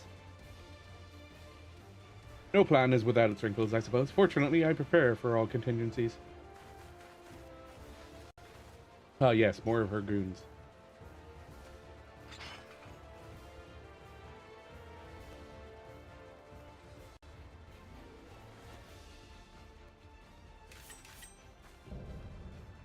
Leofine the Unchivalrous. What a title. You had an opportunity to live a quiet life, but I will not give it again. This time I shall send you into a slumber from which you will never wake.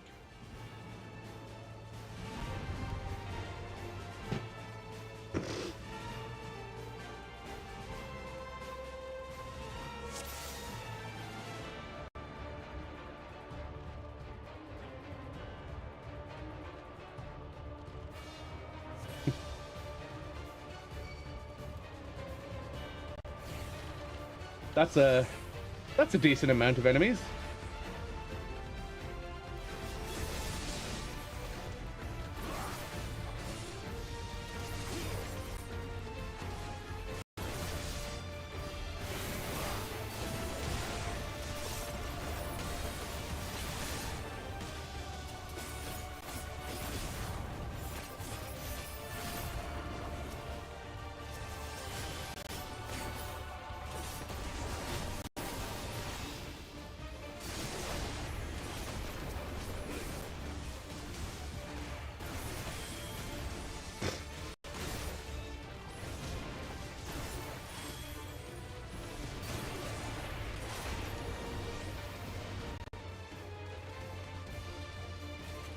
sun drop dance.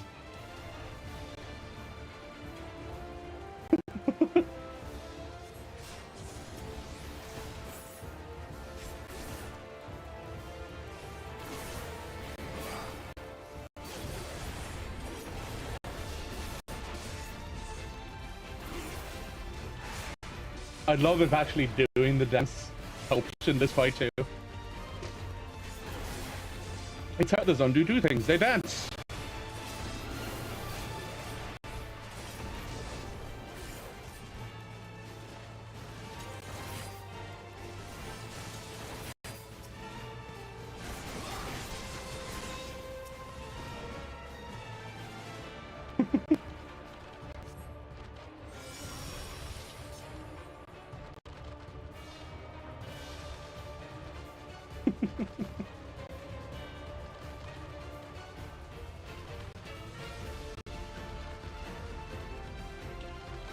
Everyone's awake.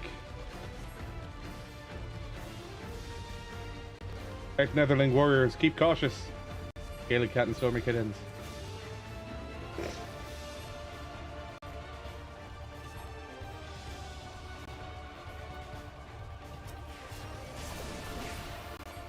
Dance with the wide eye. Yet your strength starts to dance to be your strength. Now I shall.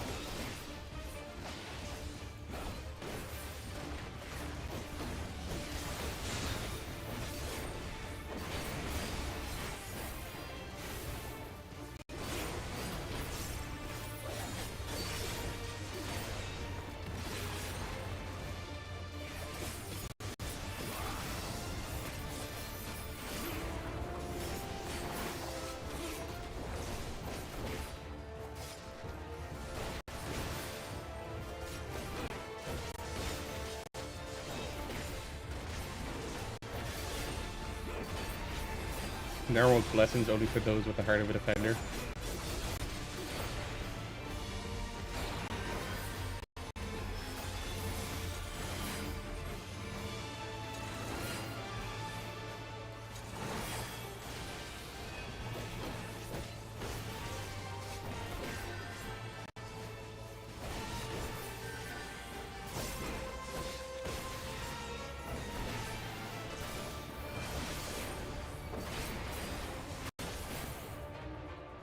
Cutscene in the middle of a fight?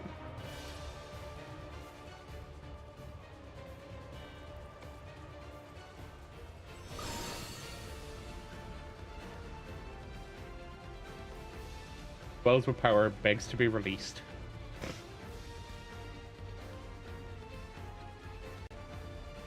Now you shut your eyes for the final time.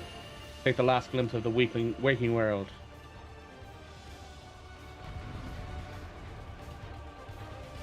That feels so old school Final Fantasy, the way they transition from cutscene to fight. Brace yourself against the power of the artifact. You got a wing? Yep. Wide-eyed. Ever behind Tentoa.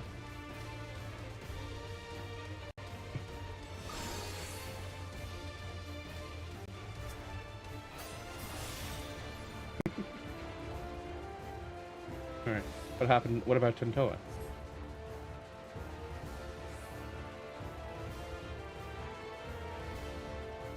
Hit the piece of wood for protection, such a cloying sentiment. Cursed insects, you lot finish them off. Earn your freedom. What, just you three? Oh, the Zundu have arrived.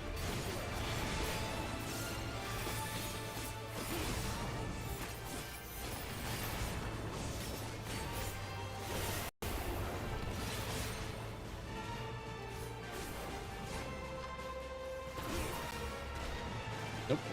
That's not here.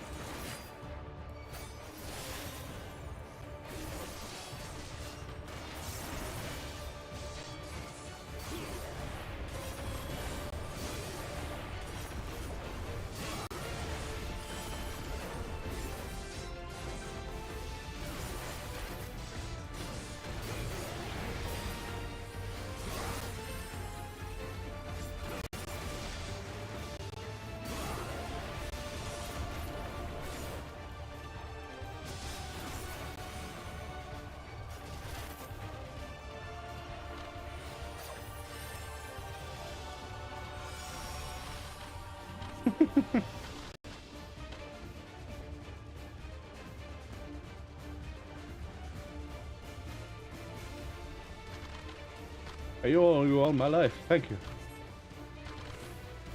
Time to go to help allies. May Zephyr winds guide you to victory.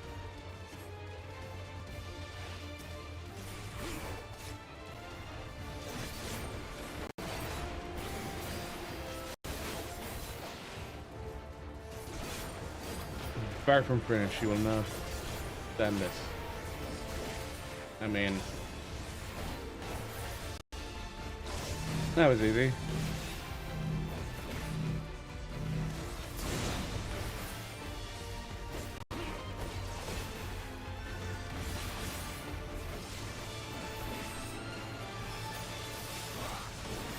Bloody Trinity. What was the name of the ninja version of that attack?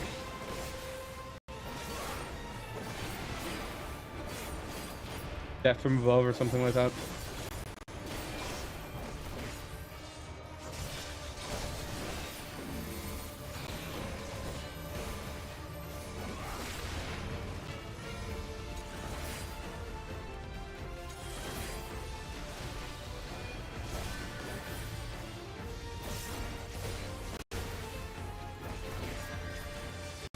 Nope. Not letting that happen.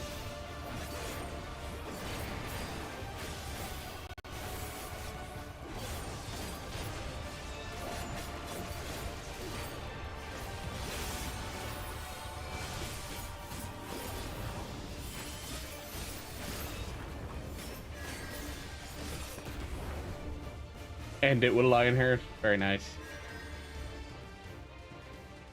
I'm happy I know my own spell names. I have no brain capacity to remember melee skills names.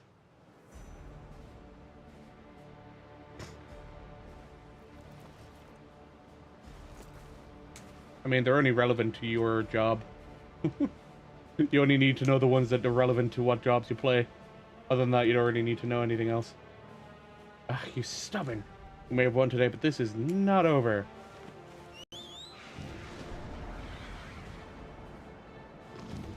How is undo gonna fuck her over? Yes, it is.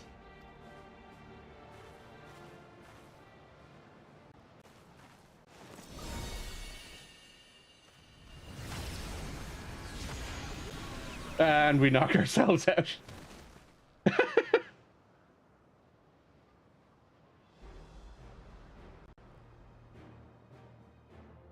Damned fool.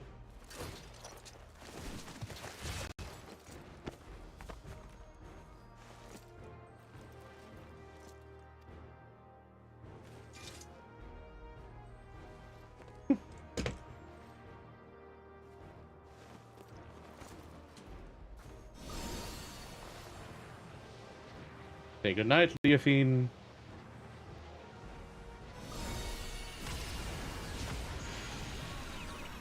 And getting their just desserts. Oh.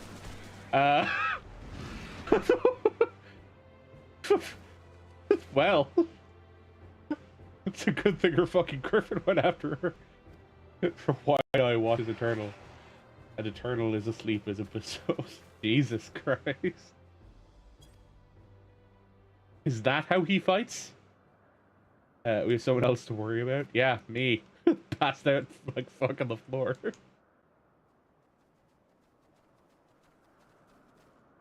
Perkel, wake up. Are you alright?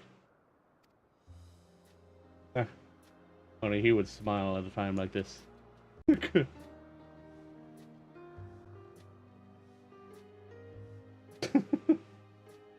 Not how I expected the tank roll quest to end. Oh, yep. Zundur waking me up with the sun drop. Hey, there we go.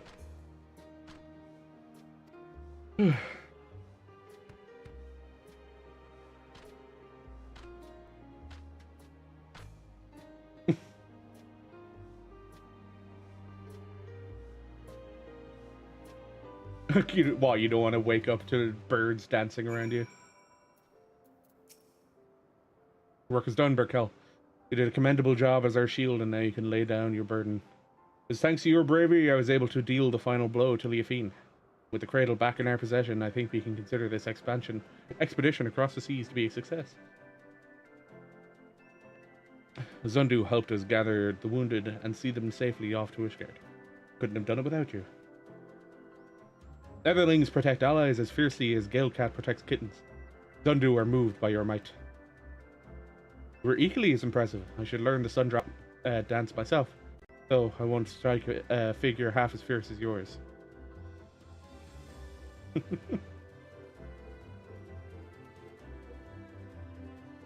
Zundu seemed to have everything well in hand, and Hondaloop is eager to see us. We should return to Ishgard as soon as we can.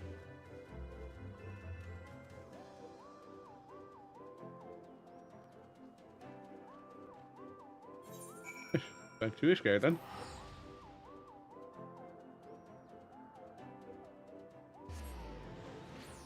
Holy shit, double down hit for 104,000 during that.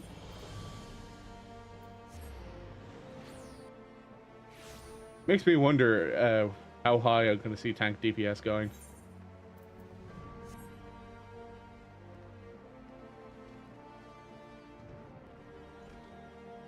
Or just DPS in general. I know people were talking about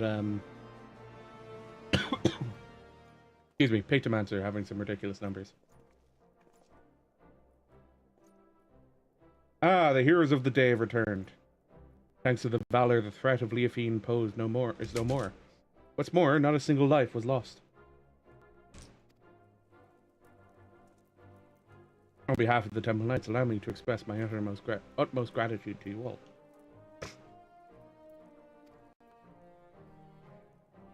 You don't owe me any thanks, after all. It was my fault that the cradle was stolen in the first place. And ultimately, my fault that your delegation to Oxundu turned into a melee.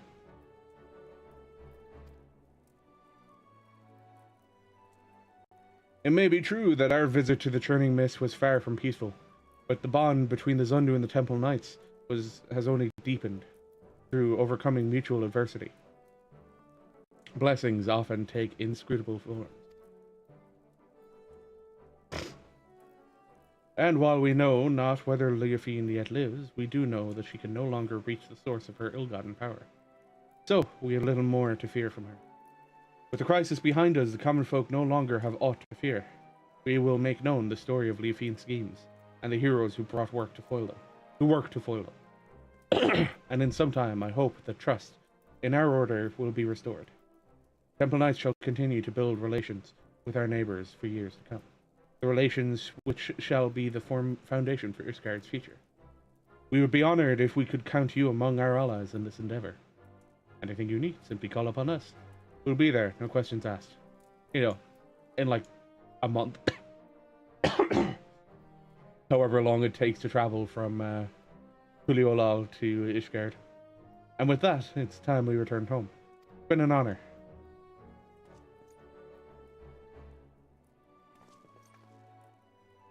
We'll be passing through Tuliolal on our way back, Burkel. If you have any business in those parts, we'd love to speak with you at Shablayev Tea before setting off. See you soon, hopefully.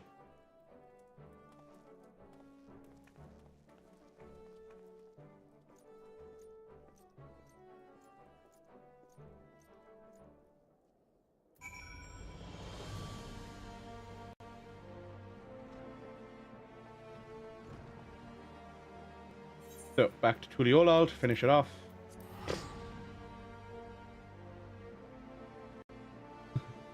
That's the third gunbreaker I've seen today. They're full AF gear.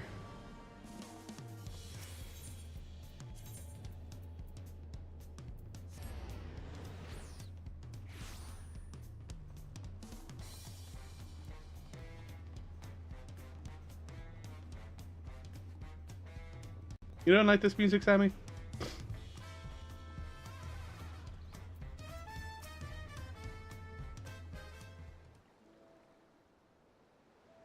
Raquel, there you are. I was afraid we wouldn't see you before we left.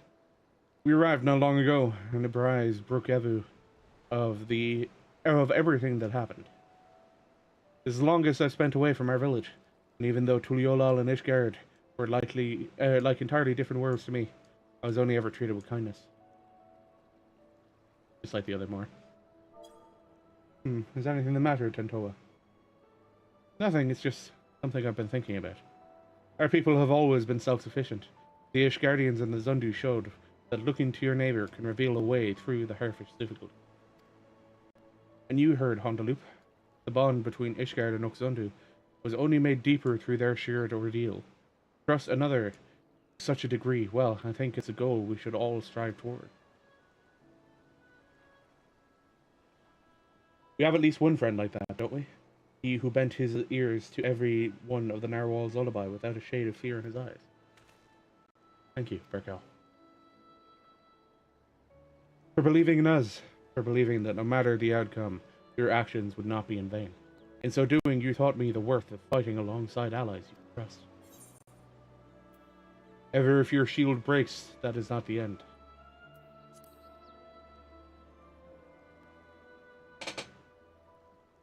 You're right. It's our faith in our allies and their faith in us that gives us the courage to protect each other. But approaching someone with open arms doesn't mean they'll accept you. The relations between people and our neighbors have been strained by generations of mistrust, and we must take care not to mend them properly. Or we must take care to mend them properly. If we can do that and learn to look towards the future in hand, then there will be no need to use the cradle ever again. People can sleep and dream untroubled, and awaken with bright eyes. I want to see those days come to pass. Me too. Then you and I can finally spend more time together. Right, of course.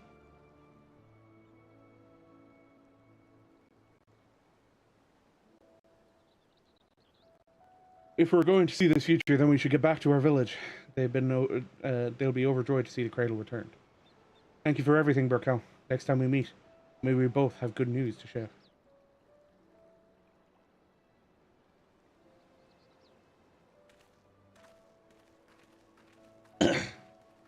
Have you seen how this jacket dies, by the way, Sammy? I'm kind of disappointed by how the dyes look on it. Die. So, if we dye the main part, say green, just to make it more obvious. So that's what the green affects. Change this, and we make it purple. That's what the purple affects. just the collar.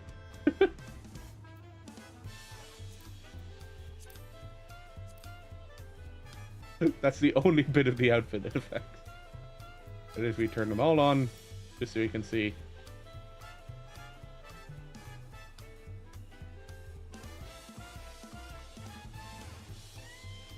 It affects more on the weapon than it does on the jacket. Like, I was hoping this red down here would be affected, but it's not. Kind of sad.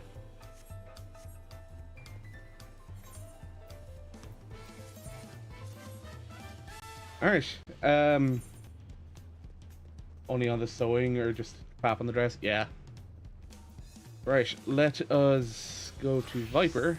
We do have our final quest on Viper as well to do.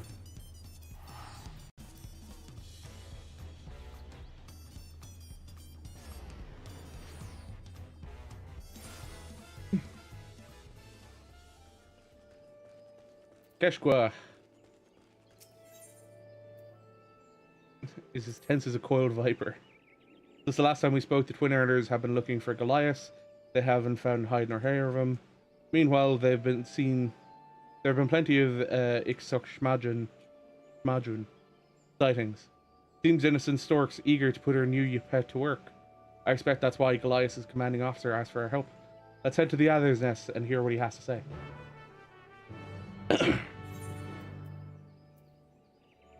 Anya.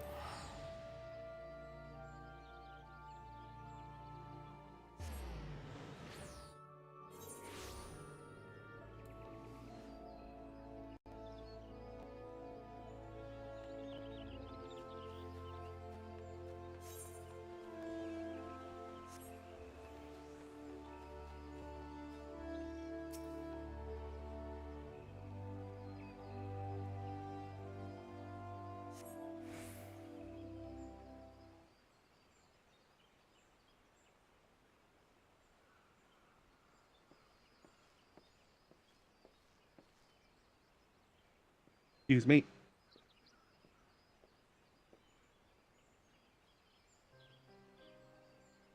It's good to finally meet you both. Goliath spoke highly of you and your contributions. Wait, why half naked? Because that was the glam I was using. uh, Highly of you and your contributions to our hunt for Ixoshmajin. Speaking of which, you got your information for us, correct? We received multiple eyewitness reports for a creature surpassing even the most elite marks. It dispatches its victims swiftly before flying away. And in Stork's direction, I'll wager. She's setting it loose to kill her for her own amusement. Those slain were mostly roaming adventurers, but the circumstances of each attack suggest an escalation. Beast is striking in broad daylight and closer to more populated settlements. The risk of a massacre grows greater by the day. There is another matter I wish to discuss, which may shed some light on the situation. We've received a letter from Goliath.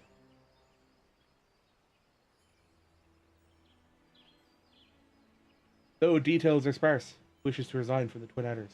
The letter also includes a message for the two of you. You recall our discussion in southern Tanlan. Though my aspirations were beyond me, I pray you succeed in fulfilling your own.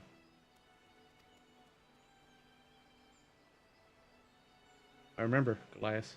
You want to prevent those with bright futures from dying before their time. That's why you joined the Twin Adders. Wait, we had that talk in the Shroud. Not that one. He mentions our aspirations, which is to protect people from rampaging beasts, don't you see? He's telling us he's going to appear in Southern Canland. Hidden message, albeit not particularly well hidden one. If innocent Stork read this, she would have surely divined his intent. I can only surmise that she knew, and allowed the letter to be sent regardless. What better way to lure you into a confrontation with it than by taking advantage of Goliath's sincere plea for help?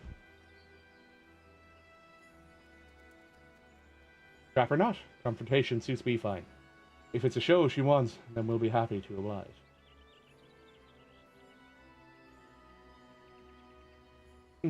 As for the where, she doubtless wishes to avoid attracting the attention of the Immortal Flames, and the Amalja, the Saguli Desert, like as not.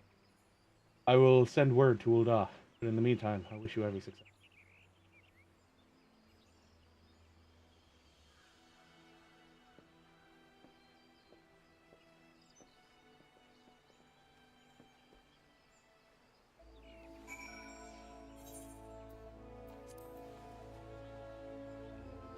Would have forgotten Springs, probably. Probably be faster getting to it from there.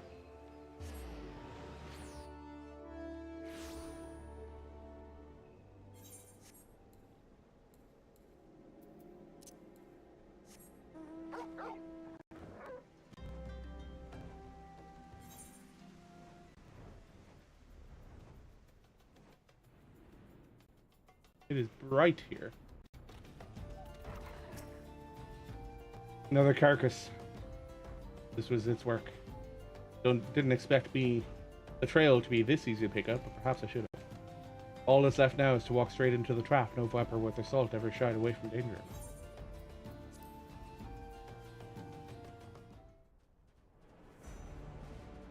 Here we go.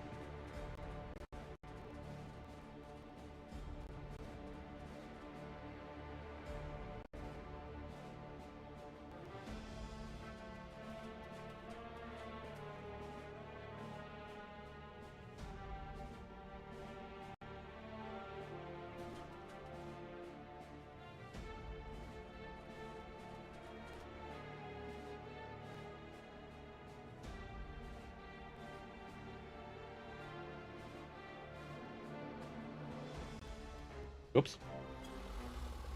Grace, such power, magnificence itself given form, worthy of awe. Alas, these mediocre distraction. They're poor canvas for your art.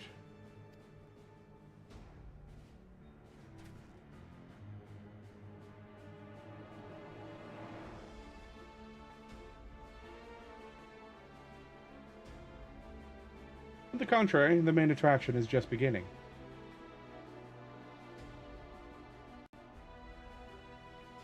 Poor Goliath. What have you done to him?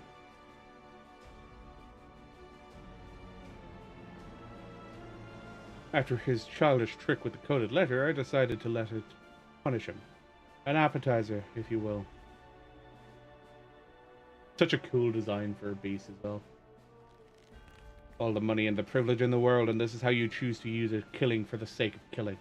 You're no better than a Tural Vidral, a monster that deserves to die. Flattering comparison, though you seem to be forgetting the littler monster that stands before you. I brought you fresh prey.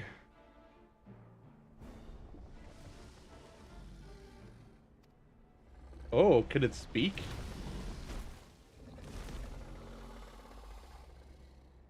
Oh, I haven't forgotten about you. A coward through and through. I knew but one, I thought, had some pride. Guess I was wrong. It's fugly? I think it's a cool monster design.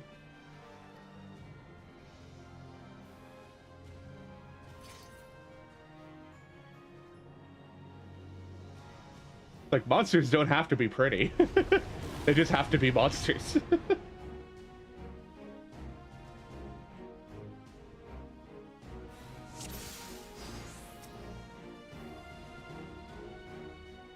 Alright.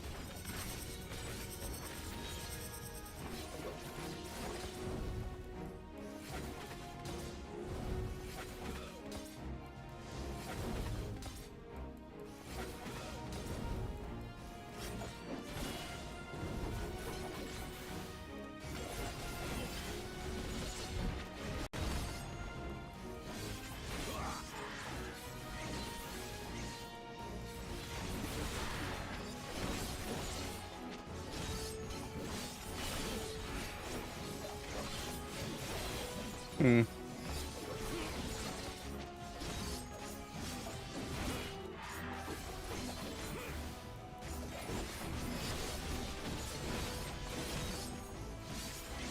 What's going on with it?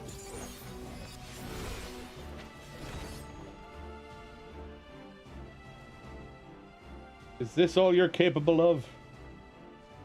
Oh, yeah, that's a good way to get yourself killed. Walking closer to the beast that you just lost control of. Not satisfied with the prey I have provided, you'll have all that you want and more, but only if you obey. Kill them now, I demand it. This ain't the one I knew, and I reckon Innocent Stork's the reason why. I can spell the wild grass on her. A less potent mixture than the one we doled out before, just enough to keep it at arm's length. But even that's too much for the Vidral senses. That's why it's addled and can't think straight.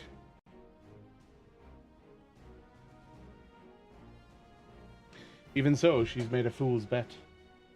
It only tolerated her and her shenanigans to sate its own bloodlust. Two apex predators can't make nice forever. Ugh, I'm not done with you yet. Elias, you stubborn worm.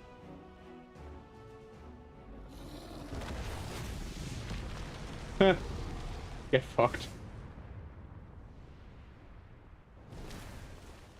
And off the cliff she goes.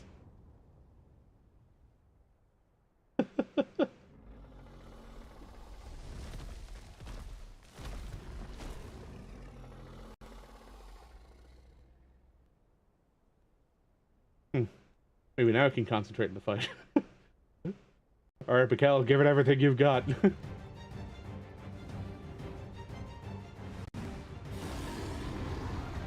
Everyone? No Griffin this time? Yeah.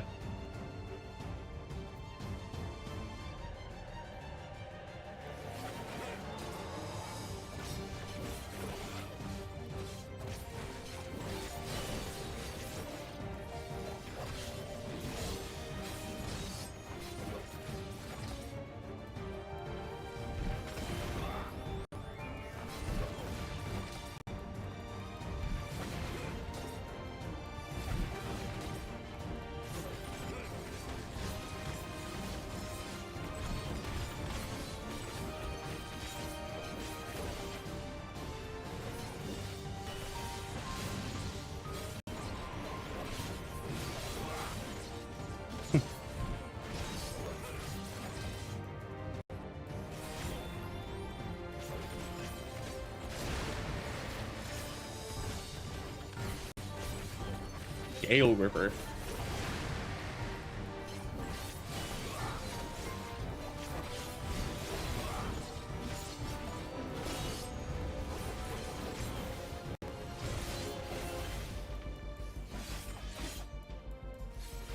I suppose most of the flames are going backwards, aren't they? Oh, no. Okay. It's everywhere.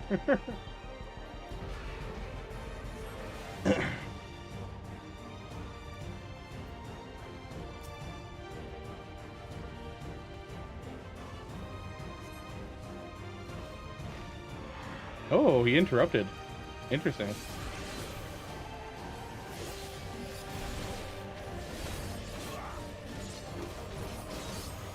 I expected that to be a, he gives you a point to dash to and you dash to him.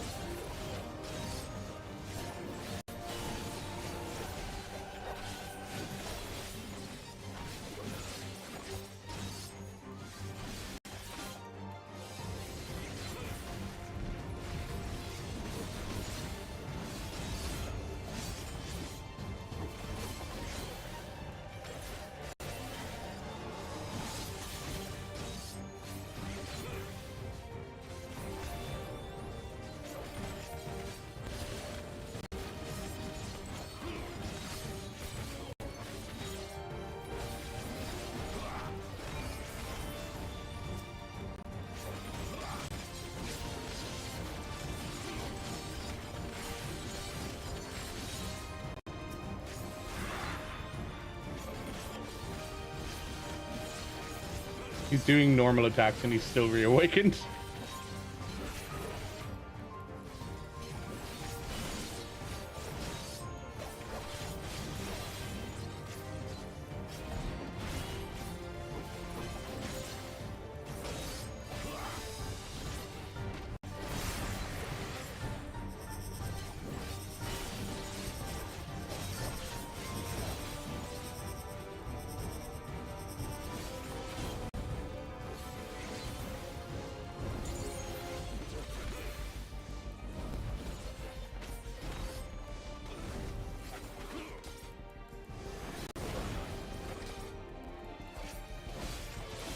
I didn't need to do that, but I did.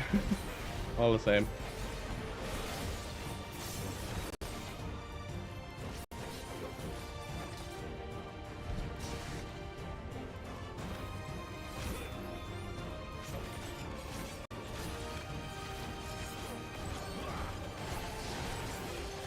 Hey, there we go.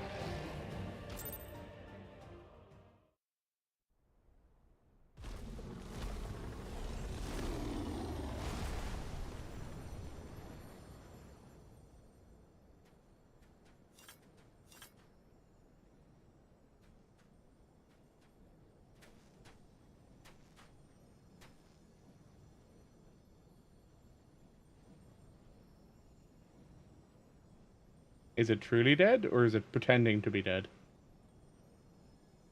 O restless beast, may you find peace in death.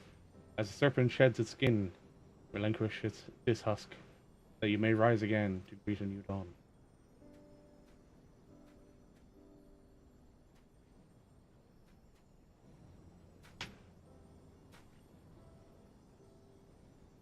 Innocent Stork genuinely believed that she could bend such a creature to her will.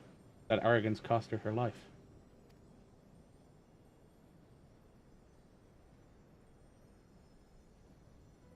She never understood what she was dealing with, or afforded it proper respect. She took her superiority for granted, with the power she wielded to flaunt the laws of men, powerless against the natural order.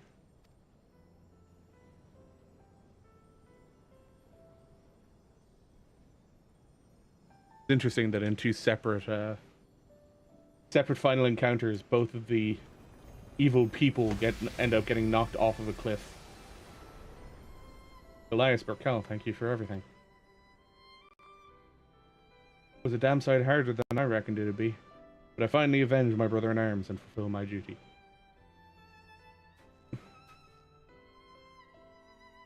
I can once again hold my head high.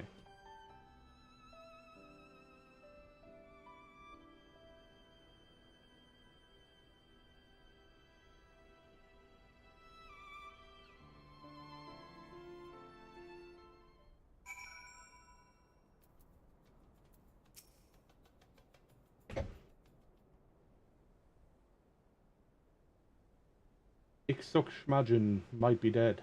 We've still got a loose end or two to tie up.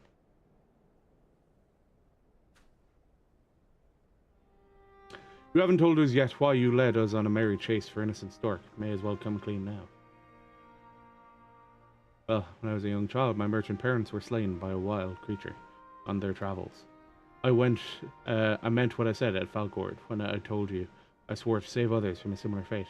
That's why I joined the Twin Adders. A commendable motivation. And then I met innocent Stork. She explained with great enthusiasm that she shared my desire to protect others by bringing these beasts to heal. I thought I had found a kindred spirit, but I later realized she'd fed me nothing but lies. She used me to obtain information collected by the Twin Adders.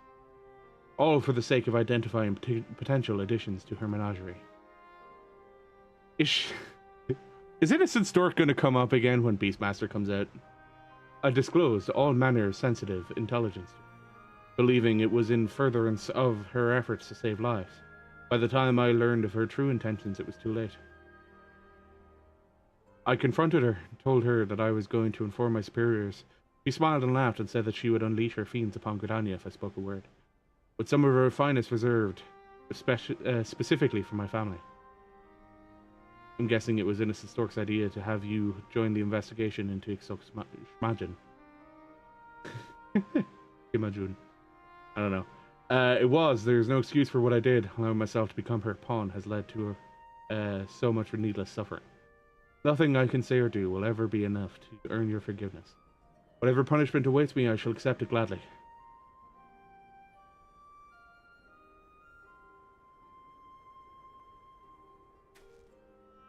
Well, Burkel, what do you think?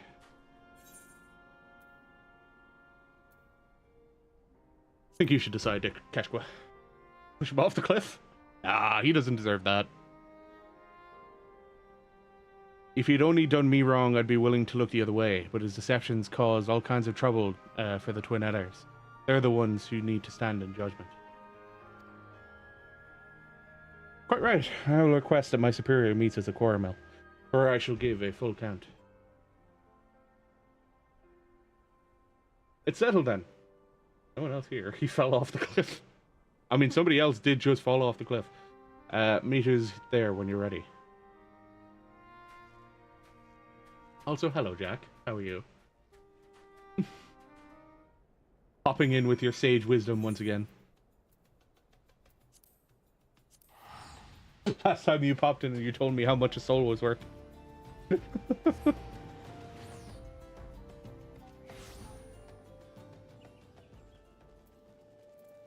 Right, he might survive if he falls on the other body. Better stab him for good measure.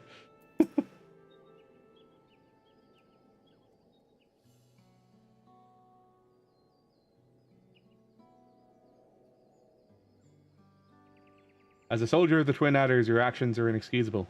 Once I have made my report, expulsion shall be the least of your worries. There will likely be a trial.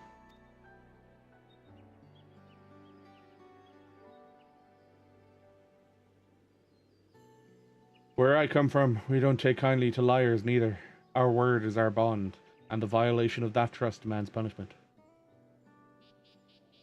But I will say this. The lies he told were to protect others, the people of Gridania. Not only that, the actions he took contributed directly to the defeat and death of Ixox Magin. I won't say the ends justify the means, but it's not nothing. Duly noted. So, I trust you understand that this conversation may not change the outcome. Yes, sir. Ain't my place to tell you folks how to handle your business. I'm just a simple man who crossed the salt to kill a Vidral. But if Goliath isn't stuck in a cell for the foreseeable future, I got something he can help me with. You see, now that the business here is concluded, it's high time I made my way home. Trouble is, Pasha's back is more than I can presently afford. I'm going to need to put in some work, and I reckon Goliath could help me find clients in need of Viper skills. For a simple man who knows better than to tell us how to handle our business, you struck upon an intriguing solution. Well, I have spent a fair bit of time in the company of a silver-tongued someone. Do you really consider us to be silver-tongued? Goliath, your conduct cannot easily be forgiven. Even so, it must be acknowledged that you played a vital role in the slaying of the Budral. Swear to never again stray from the path of righteousness, and no charges will be brought against you. Moreover, I will accept your voluntary resignation as you did previously request. With this arrangement, you may yet pursue your dream of defending the innocent from nature's most deadly threats. In your capacity as Keshqua's assistant, what say you?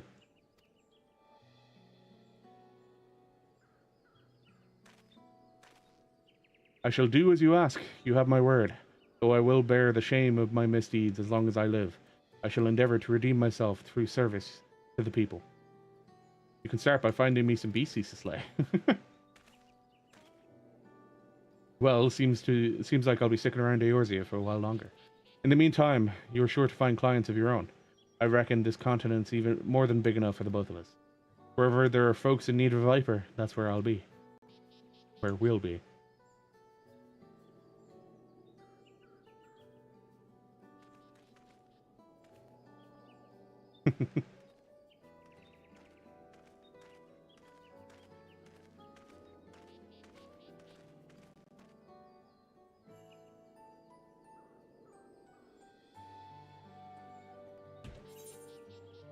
There it is. And that's the Viper questline done.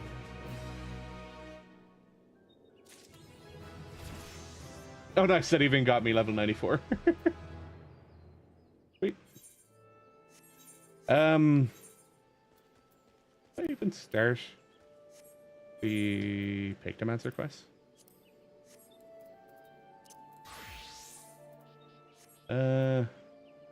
Currently I did, because I don't currently have a quest for Pictomancer. That's leaves. Tanya. I don't know if I actually have a Pictomancer quest or if I actually did it already.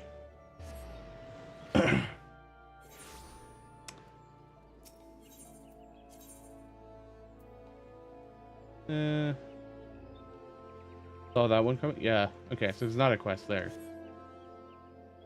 So, then I guess I don't have Pictomancer quests.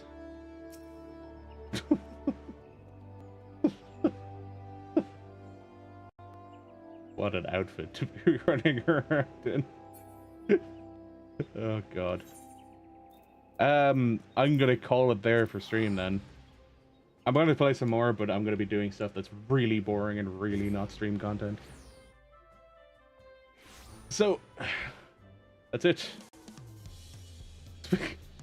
Speaking of outfits, alright.